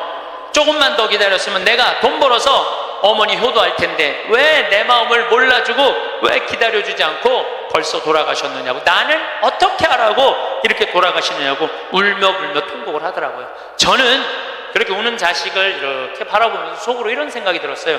너는 10년 후에 엄마가 80에 죽어도 똑같이 말할 자식이야. 10년 후에 똑같이 말할 자식이에요. 10년 후에 엄마가 80에 돌아가도 어머니 왜 기다려주지 않고 벌써 돌아가셨느냐고, 조금만 더 살았으면 내가 돈 벌어서 효도할 텐데 라고 말할 자식이에요. 혹시 여러분들 자식들 가운데 지금 손자 손녀 키운다고 먹고 살기 힘든다고 여러분들 찾아오지 않아? 그런 자식들이 이렇게 말해. 어머니 조금만 기다리세요. 내가 조금만 이 어려운 일 끝나고 나면 어머니 잘 모실 테니까 조금만 기다리세요 라고 말하는 자식이 나중에 정말로 효도할 거라고 믿고 있다면 어린 밤 푸너치도 없는 기대를 하고 있는 거예요. 지금 효도하지 않는 자식은 나중에도 효도하지 않아요. 그러니까 잘해주려면 언제 잘해줘? 지금 잘해줘요. 혹시 여러분들 남편들 가운데 술 좋아하는 남편이 있어. 근데 술 먹고 결국은 술 때문에 죽었어. 그러면은 그 남편 앞에서 이렇게 우는 자매들이 있어요. 이렇게 죽을 줄 알았으면 그 좋아하는 술이라도 한번 마음 놓고 먹게 할 걸. 이렇게 말하는 자매 있어요.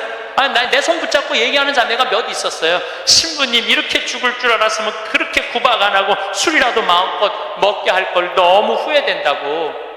죽고 나서 후회하지 마시고 살아있을 때 잘해주세요. 어차피 먹는 술인데 마음 편안하게 한번 먹게 해주면 어디 매일 그렇게 해주라는 게 아니야. 한 번쯤은 그렇게 해주라는 거야. 홍어 삭힌 거 주문하고, 목삼겹살 삶고, 묵은지 해갖고, 소주 5병 딱 해갖고, 여보 오늘은 내가 집에서 낼게 바깥에서 눈치 보고 그걸 그렇게 마시지 마. 그런데 남편이 세상을 떠났잖아요. 그럼 여러분들이 이렇게 말할 수 있어요. 적어도 여보, 내가 마지막에 이별주 한번 근사하게 대접했지. 당신 잘 가. 이런 말 할 수 있어요. 근데 한 번도 그런 멋있는 대접을 안 한 사람은요, 한이 돼요. 한이. 그러니까 잘해주려면 언제 잘해줘? 지금 잘해주세요. 혹시 여러분들도 인생을 살면서 여러분들한테 잘해준 사람들이 있을 거야. 그렇죠? 정말 은인이 있을 거야. 인생의 은인들. 정말로 고맙다고 생각을 한다면 나중에 잘해주지 말고 지금 이스라엘 성지순례 티켓을 하나 끊어주든지 아니면 이미자 콘서트를 끊어주든지 하세요. 내가 마음을 표현할 때 사람이 행복한 거예요. 그래서 나중에 잘해주지 마세요. 잘해주려면 언제 잘해줘? 지금 잘해주세요. 지금. 그러니까 죽는 거 죽기 전까지는 절대 안 죽을 것이고 살아서는 열심히 사랑하고 죽어서는 천당 갈 건데 뭐가 그렇게 죽는 게 무서워? 안 죽으려고 용을 써요. 여러분들 오래 사는 게 좋아요? 막 80살에서부터 100살까지 누워서 똥 좀 싸가면서 벽에 똥칠해가면서 오래 사는 게 좋아요? 네가 누군지 내가 누군지도 모르면서 자식들을 서로 네가 모실 거냐 내가 모실 거냐 하면서 원수 만들어가면서 오래 사는 게 좋아요? 나는 오래 사는 건 좋은 게 아니에요. 오래 사는 거는 그냥 사는 날까지 즐겁게 사는 게 중요한 거야. 그냥 사는 날 매일매일 즐겁게 사는 게 제일 중요해. 먹고 마시고 노는 일이 참 중요한 거예요.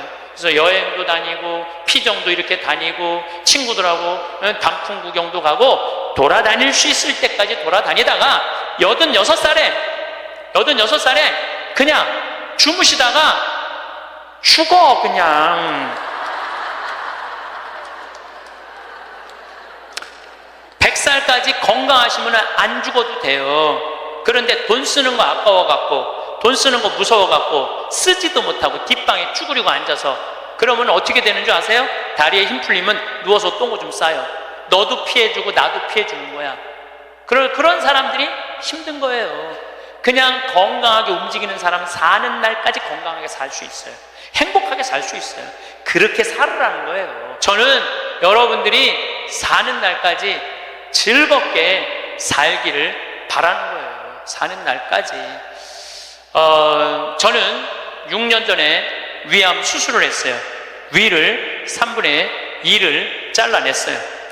근데 제가 6년 전 4월 6일 날 수술을 했는데 2월 달에 진단을 받았어요. 2월 달에 진단을 받았는데 내가 수녀님한테 그랬어요. 수술 날짜가 언제냐? 4월 6일이라고. 내가 4월 3일까지 사순 특강 잡아놓은 스케줄이 있으니까 4월 3일까지 강의를 하겠다. 그리고 4월 3일 날 병원에 들어가겠다. 수술하고 3일 지나고 나서 조치를 별로 취하는 게 없더라고. 요즘은 더 이상 조치 취할 거 있느냐? 없대. 난 퇴원해야 되겠다. 수술 강의가 많아서. 그게 나갔어요. 근데 수녀님이 또 전화 왔어. 신부님, 죽는 거 무섭지 않냐는 거예요. 죽는 거. 난들 왜 죽는 게 안 무서웠겠어? 이렇게 멀쩡하게 강의하고 저녁에 사제관에 가갖고는 누워서 죽으면 어떻게 하나 고민했죠. 근데 내가 46 인생을 돌아보니까 50개 나라를 다녔어요. 하고 싶은 대로 다 하고 산 거예요. 그리고 2개 본당 신부, 평택 비전동, 경기도 광주 능평 본당 신부 하면서 교우들 원 없이 사랑했고 사랑받았고 또 평창에 들어와서 생태마을 꾸며서 수많은 정말 외롭고 힘든 사람들 와서 행복 느끼고 삶이 변하고 뭐 우리나라 교우들만 전 세계에 있는 우리 교우들도 많이 오고 우리 천주교 신자만 개신교, 불교, 비신자들도 많이 와서 행복을 느끼고 이러면 됐지. 그냥 떠나도 되겠더라고요. 딱 마음에 하나 걸리는 게 있었어요. 부모님 앞서가는 거. 불효 중에 최고의 불효는 뭐예요? 부모님 앞서는 거예요. 나는 우리 어머니 아버지가 너무 오래 살아. 죽고 싶어도 부모 때문에 못 죽어. 죽고 싶어도 부모 때문에 못 죽어요. 그래서 전 수술할 때까지 집에 안 알렸어요. 1달 반 동안 안 알려서 뭐 좋다고 알려. 수술할 때도 교구청의 관리국장, 우리 지금은 이제 천진암에 가셨지만 관리국장님한테 연락하고 사인하라고 했어요. 뭐 집 떠났는데 뭐 부모가 와서 사인을 해. 나이가 어려? 뭐가 어려?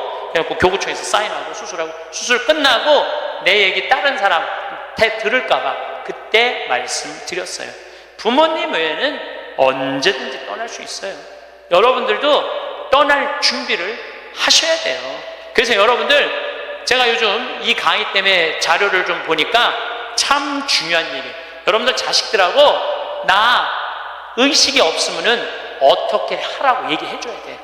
이따가 죽었어 그러면은 어떤 자식은 수술을 해야 된다, 어떤 자식은 그냥 놔두자 이러면서 자기네들끼리 또 싸워. 그래서 아까 말씀드렸듯이 죽음에는 시나리오가 필요해요. 내가 어떤 과정으로 죽어갈 것이냐. 그래서 여러분들 죽음의 문제만 해결되면요, 사는 문제도 그렇게 어렵지 않습니다. 우리 하느님을 믿는 사람도 참 궁금한 게 하나 있고, 하느님을 믿지 않는 사람도 참 궁금한 게 있어요. 하느님을 믿는 사람도 궁금하고 하느님을 믿지 않는 사람도 궁금한 게 뭐냐면, 정말 하느님이 계실까? 이게 참 궁금해요. 멀쩡하게 하느님 믿는 사람들 어느 날 갑자기 이런 생각이 들어요. 아니, 내가 성서 말씀대로 하느님이 시키는 대로 다 하고 살았는데, 오른뺨을 때리면 다른 뺨을 돌려대고, 속옷을 달라고 그러면 겉옷을 주고, 1000걸음을 가달라고 그러면 2000걸음을 가달라고 그랬는데, 이게 세상 논리로 맞아요? 세상 논리로 안 맞잖아요. 근데 예수님이 그렇게 하라고 그랬잖아요. 내가 손해보는 것 같으면서도 예수님이 그렇게 시키니까, 나중에 예수님이 다 보상해 주실 거니까, 그래서 참고 살았어. 그런데 어느 날 갑자기 천장을 보면서 이런 생각이 들어요. 이거 내가 헛고생하는 거 아닌가. 만약에 죽었는데 하느님이 안 계시면 어떻게? 안 계시면 어떻게? 여러분들, 아니 이렇게 열심히 참고 살았는데 하느님 안 계시면 어때? 여러분들보다도 더 억울한 사람이 있어요. 우리 신부들이에요. 우리 신부들은 그 좋다는 여자 다 뿌리치고, 그 좋다는 여자 다 뿌리치고, 마음에 드는 여자 마음에 다 사귀고, 그리고 평생을 혼자 살았는데 죽었는데 아무것도 없으면 어떻게? 얼마나 허망해요. 그러니까 궁금한 거예요. 어느 날 갑자기 정말 하느님이 계실까? 우리 수녀님들도 예수님이 정배라고 그러고 살았는데, 죽었는데 정배가 없어. 이게 신랑이 없어 죽었는데 얼마나 허망하겠어요. 그러니까 궁금한 거예요. 하느님이 정말 계실까? 근데 하느님을 믿지 않는 사람들도 궁금해요. 왜 궁금하냐면은 하느님이 없다고 자기 마음대로 하고 살았어. 약한 사람 때리고, 약간 바보 같은 사람 돈 사기 쳐먹고, 자기 하고 싶은 대로 하고 살았어. 나 심판해 줄 하느님이 없는데 어때? 그리고 막 살았어. 근데 어느 날 갑자기 천장을 보고 혹시 계시면 어떻게 할까? 이 생각이 드는 거예요.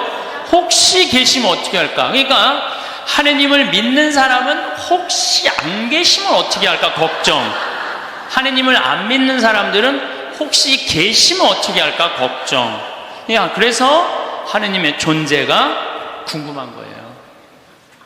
하느님의 존재가 궁금한 이유 중에 하나는, 하느님이 계시다면 착한 일을 한 사람은 상을 주고 악한 일을 한 사람은 벌을 주잖아요. 하느님이 계시다면 그 사람들 벌 주는 지옥이 분명히 있을 건데, 하느님이 계시다면 너무 착하게 산 사람, 착하게 산 사람 하늘나라의 보상을 받아야 될 텐데, 그래서 천당 지옥이 궁금한 거예요. 세 번째로 궁금한 건 뭐가 세 번째로 궁금하냐면, 그렇다면 나는 천당 갈까 지옥 갈까? 이게 진짜 궁금해요. 여러분도 궁금하지 않아요? 저는 가끔 혼자 생각해요. 나는 과연 천당 갈까 지옥 갈까 연옥 갈까? 아슬아슬해요. 저는 이렇게 아슬아슬해요. 근데 만약에 죽었던 아버지가 땅에다가 묻어놓고 1년 있다가 무덤을 탁 열고 툴툴 털고 오셔서, 야, 내가 죽어봤더니 천국이 있더라. 가보니까 너무 좋더라. 꽃도 아름답고 정원도 아름답고 향기도 좋고 음악도 아름답고 그냥 사람들도 착한 사람들 모여 사니까 너무너무 행복하더라. 이렇게 말해주면 얼마나 좋겠어요. 죽은 아버지가 1년 만에 살아 돌아와갖고 연옥, 야, 연옥은 그 훈련 받는 데는데 보통 이 쉽지가 않더라. 훈련 받는데 보니까 너무 힘들고 고통스럽더라. 지옥은 갈 데가 못 되더라. 이렇게 얘기해 주면은 얼마나 좋겠어요. 죽은 아버지가 살아 돌아와 갖고, 야, 그 착한 일 열심히 하고 어려운 사람 열심히 도와주고 성당 일 열심히 한 큰아버지는 천국에 지금 있더라. 너무 행복하게 있더라. 성당 나갔다 안 나갔다 한 작은 아버지, 그 작은 아버지 있잖아. 성당 나갔다 안 나갔다가 어떤 땐 착하게 살았다, 어떤 땐 이상하게 살았던 작은 아버지는 연옥에서 지금 고생하고 있더라. 훈련 받고 있더라. 돈만 알고 성당 하느님이 어디 있느냐 그러는데 막내 고모 있잖아. 지옥에서 죽살나게 고생하고 있더라. 이렇게 얘기해 주면 얼마나 좋아요. 근데 죽은 아버지는 한번 땅에다가 묻어놓으면은 다시는 와서 얘기해 주는 법이 없어요. 너무 답답한 거예요. 저는 이랬으면 좋겠어요. 사람이 죽으면은 영혼이 올라가잖아요. 영혼이 혼이 올라가잖아요. 그러면은 운전면허 시험 볼 때 이렇게 합격하면 파란불 딱 뜨고 불합격하면 빨간불 딱 뜨듯이 죽을 때 혼 올라갈 때 천당 그럼 파란불 쫙 올라가고, 연옥 그러면 노란불 쫙 올라가고, 지옥 그럼 빨간불 쫙 올라가면은 내가 천당 가실 줄 알았어. 그리고 빨간불 올라가는 영혼은 지옥 갈 줄 알았어. 이렇게 얘기하면은 얼마나 속 시원하겠어요. 근데 죽은 이유는 아무도 모르는 거예요. 그런데 미국 사람들은 자기네들이 죽어서 천국 간다고 믿는 비율이 80%가 넘어요. 그러니까 이 사람들은 딱 죽으면은 느낌이 파란불이 되게 떠서 가는 거예요. 파란불이 80%니까. 터키는 무려 95%의 사람이 자기네들이 천당 간다고 믿는데요. 터키는. 그러니까 그 죽음에 대해서 이렇게 두려움이 없어요. 근데 한국 사람들은 죽으면 천당 간다고 믿는 비율이 49%야. 그러니까 죽음 이후에 대해서 천국을 간다는 그런 희망이 별로 없어요. 그러니까 일단 죽는 건 싫어. 일단은 살아있는 게 나아. 천당 갈지 지옥 갈지 연옥 갈지 모르니까 일단은 살아있는 게 나아요. 오죽하면은 저승의 정승보다 이승의 개가 낫다고 그러겠어요. 그러니까 한국 사람들은 참 죽는 거 싫어해요. 그러니까 어떻게 해서든지 살아있는 게 나아. 개똥으로 굴러 먹어도 이승이 낫다고 그럴 정도로 개똥으로 굴러 먹어도. 그러니까 죽는 거 참 싫어해요. 그래서 우리는 죽으면 무슨 월화의 공동묘지 이래갖고 무시무시한 데 간다라는 그런 의식이 있어요. 그리스도교 부활신앙이 자리 잡은 유럽이나 미국이나 남미에 가보면은요, 공동묘지가 동네 한가운데 있어요. 공동묘지가 어디를 가거나. 제가 이 죽음에 대해서 묵상을 많이 하고 싶어서 유럽 공동묘지, 미국 공동묘지, 남미 공동묘지 다 가봤어요. 그냥 지나가 보는 게 아니라 직접 들어가 봤어요. 직접. 그런데 유럽이나 미국이나 남미나요, 일단은 우리하고 공동묘지 느낌이 달라요. 왜냐하면 색깔이 하얀 페인트로 다 칠해놔요. 그러니까 공동묘지에 딱 들어가 보면은 박물관 같은, 실질적으로 공동묘지 안에 박물관도 많고 또 공원 같은 느낌을 받아요. 공원 같은 느낌을 받아서 토요일날 일요일날은 도시락 싸들고 어디를 놀러를 가냐면 공동묘지로 누구나 다 놀러를 가요. 그러니까 공동묘지가 아니라 놀이터죠. 놀이터. 아르헨티나에 가봤더니 이 사람들은 기일이 되면은 공동묘지에 가갖고 묻었던 아버지 관 있잖아요. 관을 다시 꺼내갖고 닦아요. 닦고 맞대라고, 이번에 교황님 즐겨 드시는 차 있잖아요. 그걸 맞대라고 그러거든요. 맞대를 마시면서 그 관을 닦아가면서 죽은 사람 얘기를 하는 거예요. 그리운 얘기를 하는 거예요. 살아있을 때 이런 일을 했지, 저런 일을 했지. 그러니까 이게 죽음이라는 게 그렇게 부정적이지 않아요. 미국만 하더라도 동네 한가운데 공동묘지가 있어요. 미국은 기독교 국가예요. 그리스도교 국가. 우리 가톨릭 신자가 몇 명이냐면 7,500만 명이에요. 7,500만 명. 미국은 맨날 총 쏘고 막 마약하고 사람 죽이는 것 같은데 그거는 극히 일부고, 평범한 미국 사람들은 다 평화롭게 살아요. 토요일날 일요일날 다 성당 교회 가요. 그리고 사람이 죽으면은 동네 한가운데 묻어놓으니까 아침 저녁으로 출퇴근하면서 아버지 묘, 엄마 묘, 아내 묘, 자식들 묘까지 맨날 보는 거예요. 출퇴근하면서. 그러니까 아침에 출근할 때 아내 묘에다가 장미 한 송이 놓고, 여보, 나 오늘 중요한 계약이 있어. 당신이 도와주면은 내가 오늘 계약이 잘 될 것 같아. 이렇게 죽음하고 얘기를 해요. 죽어 있어도 죽었다고 생각을 안 하는 것 같아요, 그 사람들은. 그 퇴근한 길에 아내 묘에다 장미 한 송이 놓으면서, 여보, 당신이 오늘 도와줘서 그런지 나 오늘 계약이 너무너무 잘 됐어. 고마워. 이렇게 얘기를 해요. 그래서 미국 사람들이 이런 얘기를 해요. 묘지 참배는 덕의 대학을 다니는 것과 같다. 묘지를 잡고 가는 건 덕의 대학을 가는 것과 같다. 요즘 위령성월이잖아요. 우리 묘지 방문하라고 그러잖아요. 묘지를 방문하다 보면은 내가 이 세상에서 추구하는 명예, 권력, 돈, 이게 다 허망하다는 걸 느낀다는 거예요. 우리나라 사람들은 일단 죽으면은 다시는 보고 싶지 않은가 봐요. 아주 깊숙한 산속에 갖다 파묻어 버려. 그냥 파묻어 버려. 파묻어 버려요. 그리고 미국 사람들은 출퇴근길에 안에 묘가 있으니까 보고 싶으면 가서 얼마든지 보는데, 우리는 산속 깊숙한 곳에 갖다 파묻어 버리니까 찾아가려고 해도 마음을 단단히 먹어야 돼. 내가 오늘 한번 남편 묘를 가야 되겠다, 뭐 아내 묘를 가야 되겠다, 부모 묘를 가야겠다, 마음을 단단히 먹어야 돼. 근데 이게 참 신기한 게, 대한민국 사람들은 마음을 단단히 먹어도 온 국민이 똑같은 날 마음을 단단히 먹어요. 이상해. 죽는 날은 다른데 어떻게 보러 가는 날은 다 똑같아? 너무 신기해요. 똑같은 날 마음을 단단히 먹는 거야.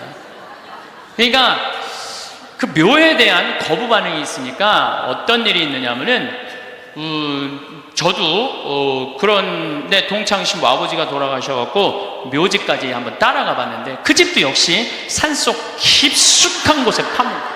그런데 동네 한가운데 장의차 진입 금지, 동네 이렇게 써 있더라고요. 그 다음에 상여 진입 금지 이렇게 써 있더라고요. 그래서 그 동네 입구에서 아버지 관을 내려갖고 우리가 메고 들로 산으로, 그 산으로 모시고 갔던 적이 있어요.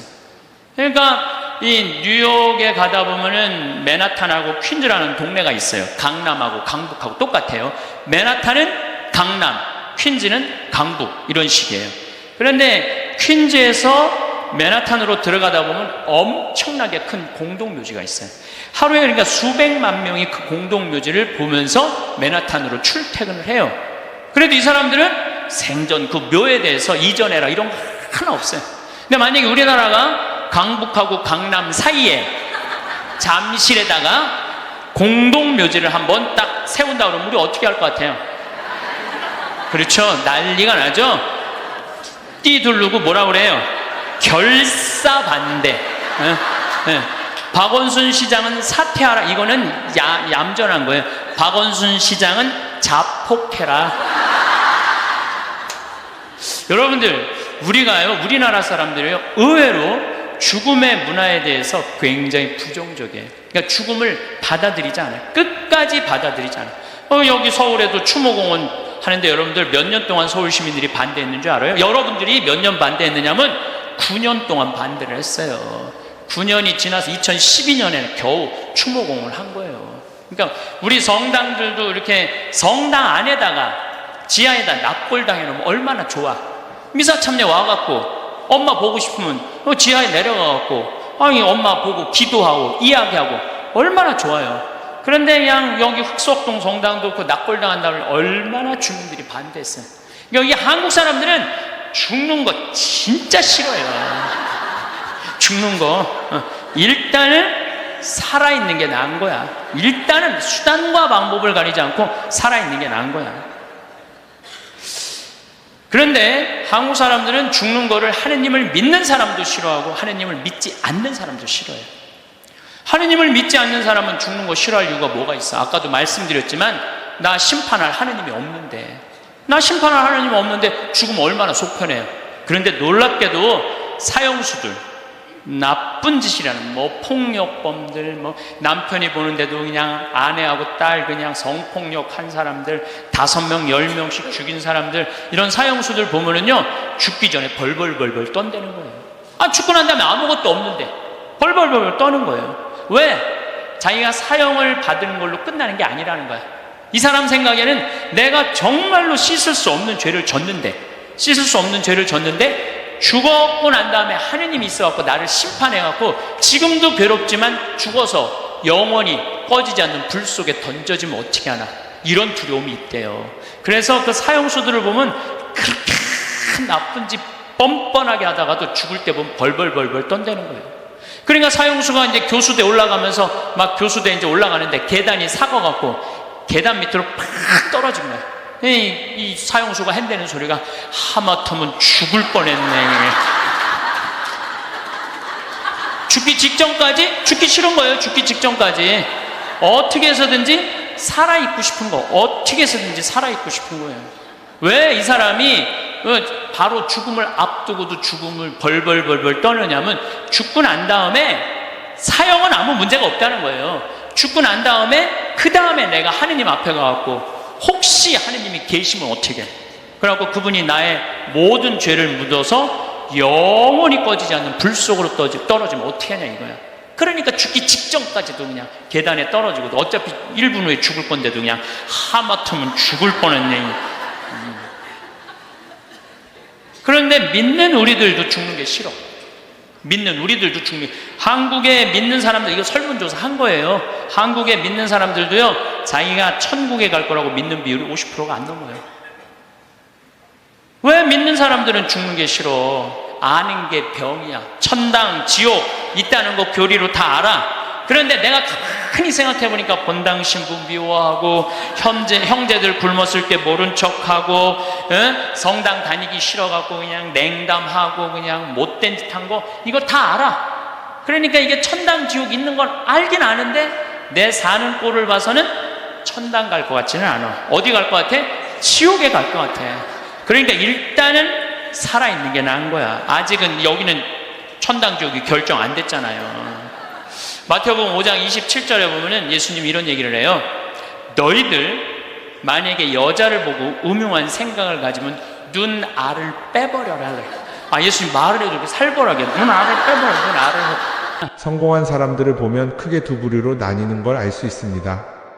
하나는 자신이 성공했다고 여기저기 떠벌리고 다니는 사람들, 그리고 또 하나는 조용히 아무 말 없이 자기 삶을 사는 사람들입니다. 우리는 흔히 성공을 하면 자연스럽게 자랑하고 싶어질 거라고 생각하죠. 좋은 차를 사고 비싼 시계를 차고 SNS에 멋진 사진을 올리고 싶을 겁니다.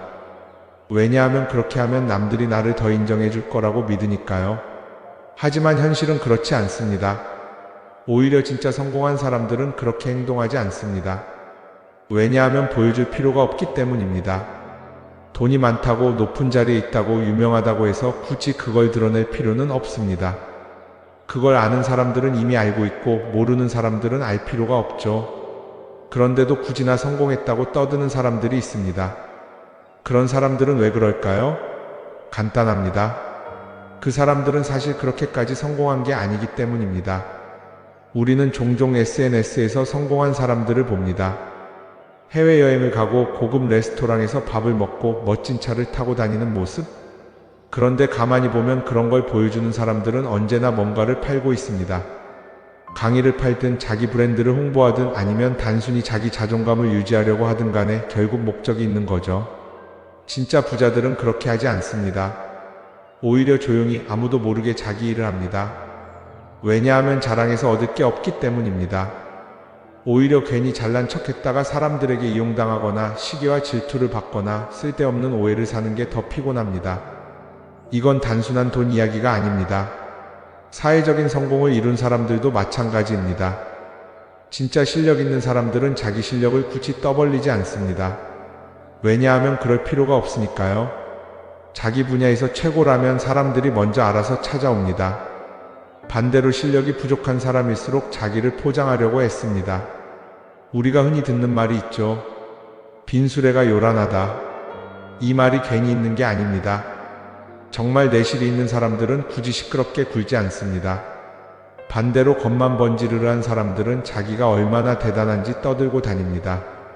이걸 좀 더 현실적인 예로 들어볼까요? 동창회에 나가면 꼭 이런 사람이 있습니다. 옛날에는 별거 아니었는데 갑자기 잘 됐다고 나타나서 자기가 얼마나 성공했는지 자랑하는 사람. 처음에는 다들 와, 대단하다 하고 들어주지만 시간이 지나면 어떨까요? 대부분 속으로 이렇게 생각할 겁니다. 저 사람 뭐 저렇게까지 티를 내? 결국 그런 사람은 점점 멀어지게 됩니다. 반면에 정말 성공한 사람들은 조용합니다. 굳이 자기가 어떻게 살고 있는지 설명하지 않죠. 그런 사람들은 오히려 주변에서 먼저 알아보고 자연스럽게 존경을 받습니다. 그게 진짜 성공입니다. 그럼 우리는 어떻게 해야 할까요? 내가 뭔가를 이루었을 때 굳이 남들에게 알릴 필요가 있을까요? 물론 가까운 사람들에게 좋은 소식을 전하는 건 좋습니다. 하지만 굳이 모든 사람들에게 나 이렇게 잘 살고 있어요 하고 알릴 필요는 없습니다. 그런 행동은 결국 나에게 득이 되지 않습니다. 성공이라는 건 원래 조용한 겁니다. 내가 잘 되고 있으면 주변 사람들이 자연스럽게 알게 됩니다. 굳이 내가 말하지 않아도 내 행동과 태도에서 묻어나오게 되어 있습니다. 그러니 굳이 보여주려고 애쓰지 마세요. 오히려 그게 더 진짜 성공한 사람의 태도입니다. 사람은 사회적 동물이라고 하잖아요. 혼자 살아갈 수 없고 결국 사람과의 관계 속에서 기쁨도 얻고 때로는 상처도 받습니다. 그런데 한 가지 생각해 볼 게 있어요. 우리가 정말 인간관계가 필요해서 맺고 있는 걸까요? 아니면 그냥 그래야 한다고 배워서 어쩔 수 없이 유지하고 있는 걸까요? 어릴 땐 친구 많으면 좋다고 하죠. 사회생활에서도 인맥이 중요하다는 말을 많이 합니다. 그런데 정작 주변을 보면요, 인간관계가 넓은 사람일수록 스트레스를 더 많이 받아요. 전화벨이 울릴 때마다 이번엔 또 무슨 부탁일까 싶고, 단체 채팅방에서 메시지가 올 때마다 이걸 또 어떻게 대답해야 하나 고민하죠. 관계가 많아질수록 책임과 피로도 함께 늘어나는 겁니다. 어떤 사람들은 인간관계를 줄이면 외롭지 않겠냐고 해요. 그런데 가만히 생각해보면 진짜 외로움을 느끼는 순간이 언제인지 아세요? 오히려 불필요한 인간관계 속에 있을 때입니다. 같이 밥을 먹고 얘기를 나누는데도 뭔가 허전하고 대화가 컥 돌고 속마음을 나누지도 못할 때, 그럴 때 우리가 더 외롭다고 느끼죠. 그렇다고 당장 인간관계를 다 끊어버릴 순 없겠죠. 하지만 적어도 내가 정말 소중하게 여겨야 할 관계와 그냥 관성적으로 유지하는 관계는 구분할 필요가 있습니다. 예를 들어 매번 나한테 부탁만 하고 정작 내가 어려울 땐 연락 한 번 없는 사람. 내가 실수하면 뒷담화를 하면서 내 앞에서는 웃는 사람. 이런 관계를 굳이 계속 이어갈 이유가 있을까요? 가끔은 이런 경험도 있을 거예요. 우연히 어떤 사람과 친해졌는데 만난 지 얼마 되지도 않았는데 너무 많은 걸 털어놓는 사람들 있죠. 자기 속사정부터 가족 문제, 직장 고민까지 쏟아내는 사람들. 이런 경우 두 가지의 가능성이 큽니다. 하나는 그냥 감정적으로 의존할 사람이 필요해서일 수도 있고, 또 하나는 내가 믿을 만한 사람인지 떠보는 걸 수도 있어요. 어떤 경우든 이런 관계는 오래가기 어렵습니다. 사실 친밀함이라는 건 시간이 필요한 법이에요. 적당한 거리를 두고 천천히 서로를 알아가야 하는데, 초반부터 급격하게 가까워진 관계는 쉽게 무너지는 경우가 많습니다. 처음엔 친하다고 생각했는데 어느 순간 사소한 일로 틀어지고 결국 남보다 못한 사이가 되는 거죠. 그러면 인간관계를 어떻게 해야 할까요? 답은 간단합니다. 억지로 맺지 말고 굳이 유지하려고도 하지 않는 거예요. 내가 편한 관계라면 자연스럽게 이어질 것이고, 그렇지 않다면 서서히 멀어질 겁니다. 그리고 그걸 억지로 붙잡지 않아도 괜찮습니다. 관계를 유지하는데 에너지를 쓰기보다는 정말 소중한 관계에 집중하는 게 더 낫지 않을까요? 어떤 사람은 내가 인간관계를 줄이면 나중에 나 혼자 남는 거 아니냐 걱정하기도 해요. 그런데 생각해보면요, 진짜 나를 위하는 사람은 많지 않아요. 인간관계를 줄인다고 해서 완전히 혼자가 되는 게 아닙니다. 오히려 불필요한 관계를 정리하고 나면 남아있는 관계들이 더 단단해지고 가치 있게 느껴질 겁니다. 예전엔 인맥이 자산이라는 말을 많이 했어요. 그런데 요즘은 꼭 그렇지도 않죠. 오히려 불필요한 인간관계가 많으면 그게 짐이 될 수도 있어요. 적당한 거리, 적당한 선. 이걸 잘 지키는 게 결국엔 가장 편한 인간관계를 유지하는 방법 아닐까요? 한번 곰곰이 생각해 보세요. 지금 내 주변에 있는 사람들 중에서 내가 정말 편하게 만날 수 있는 사람이 몇 명이나 되는지, 내가 억지로 맞춰주고 있는 관계는 없는지. 관계를 줄이면요, 외로워지는 게 아니라 오히려 더 자유로워집니다. 그리고 자유로워진 만큼 내 인생에서 정말 중요한 것에 집중할 수 있게 됩니다. 인간관계 너무 많은 걸 신경 쓰다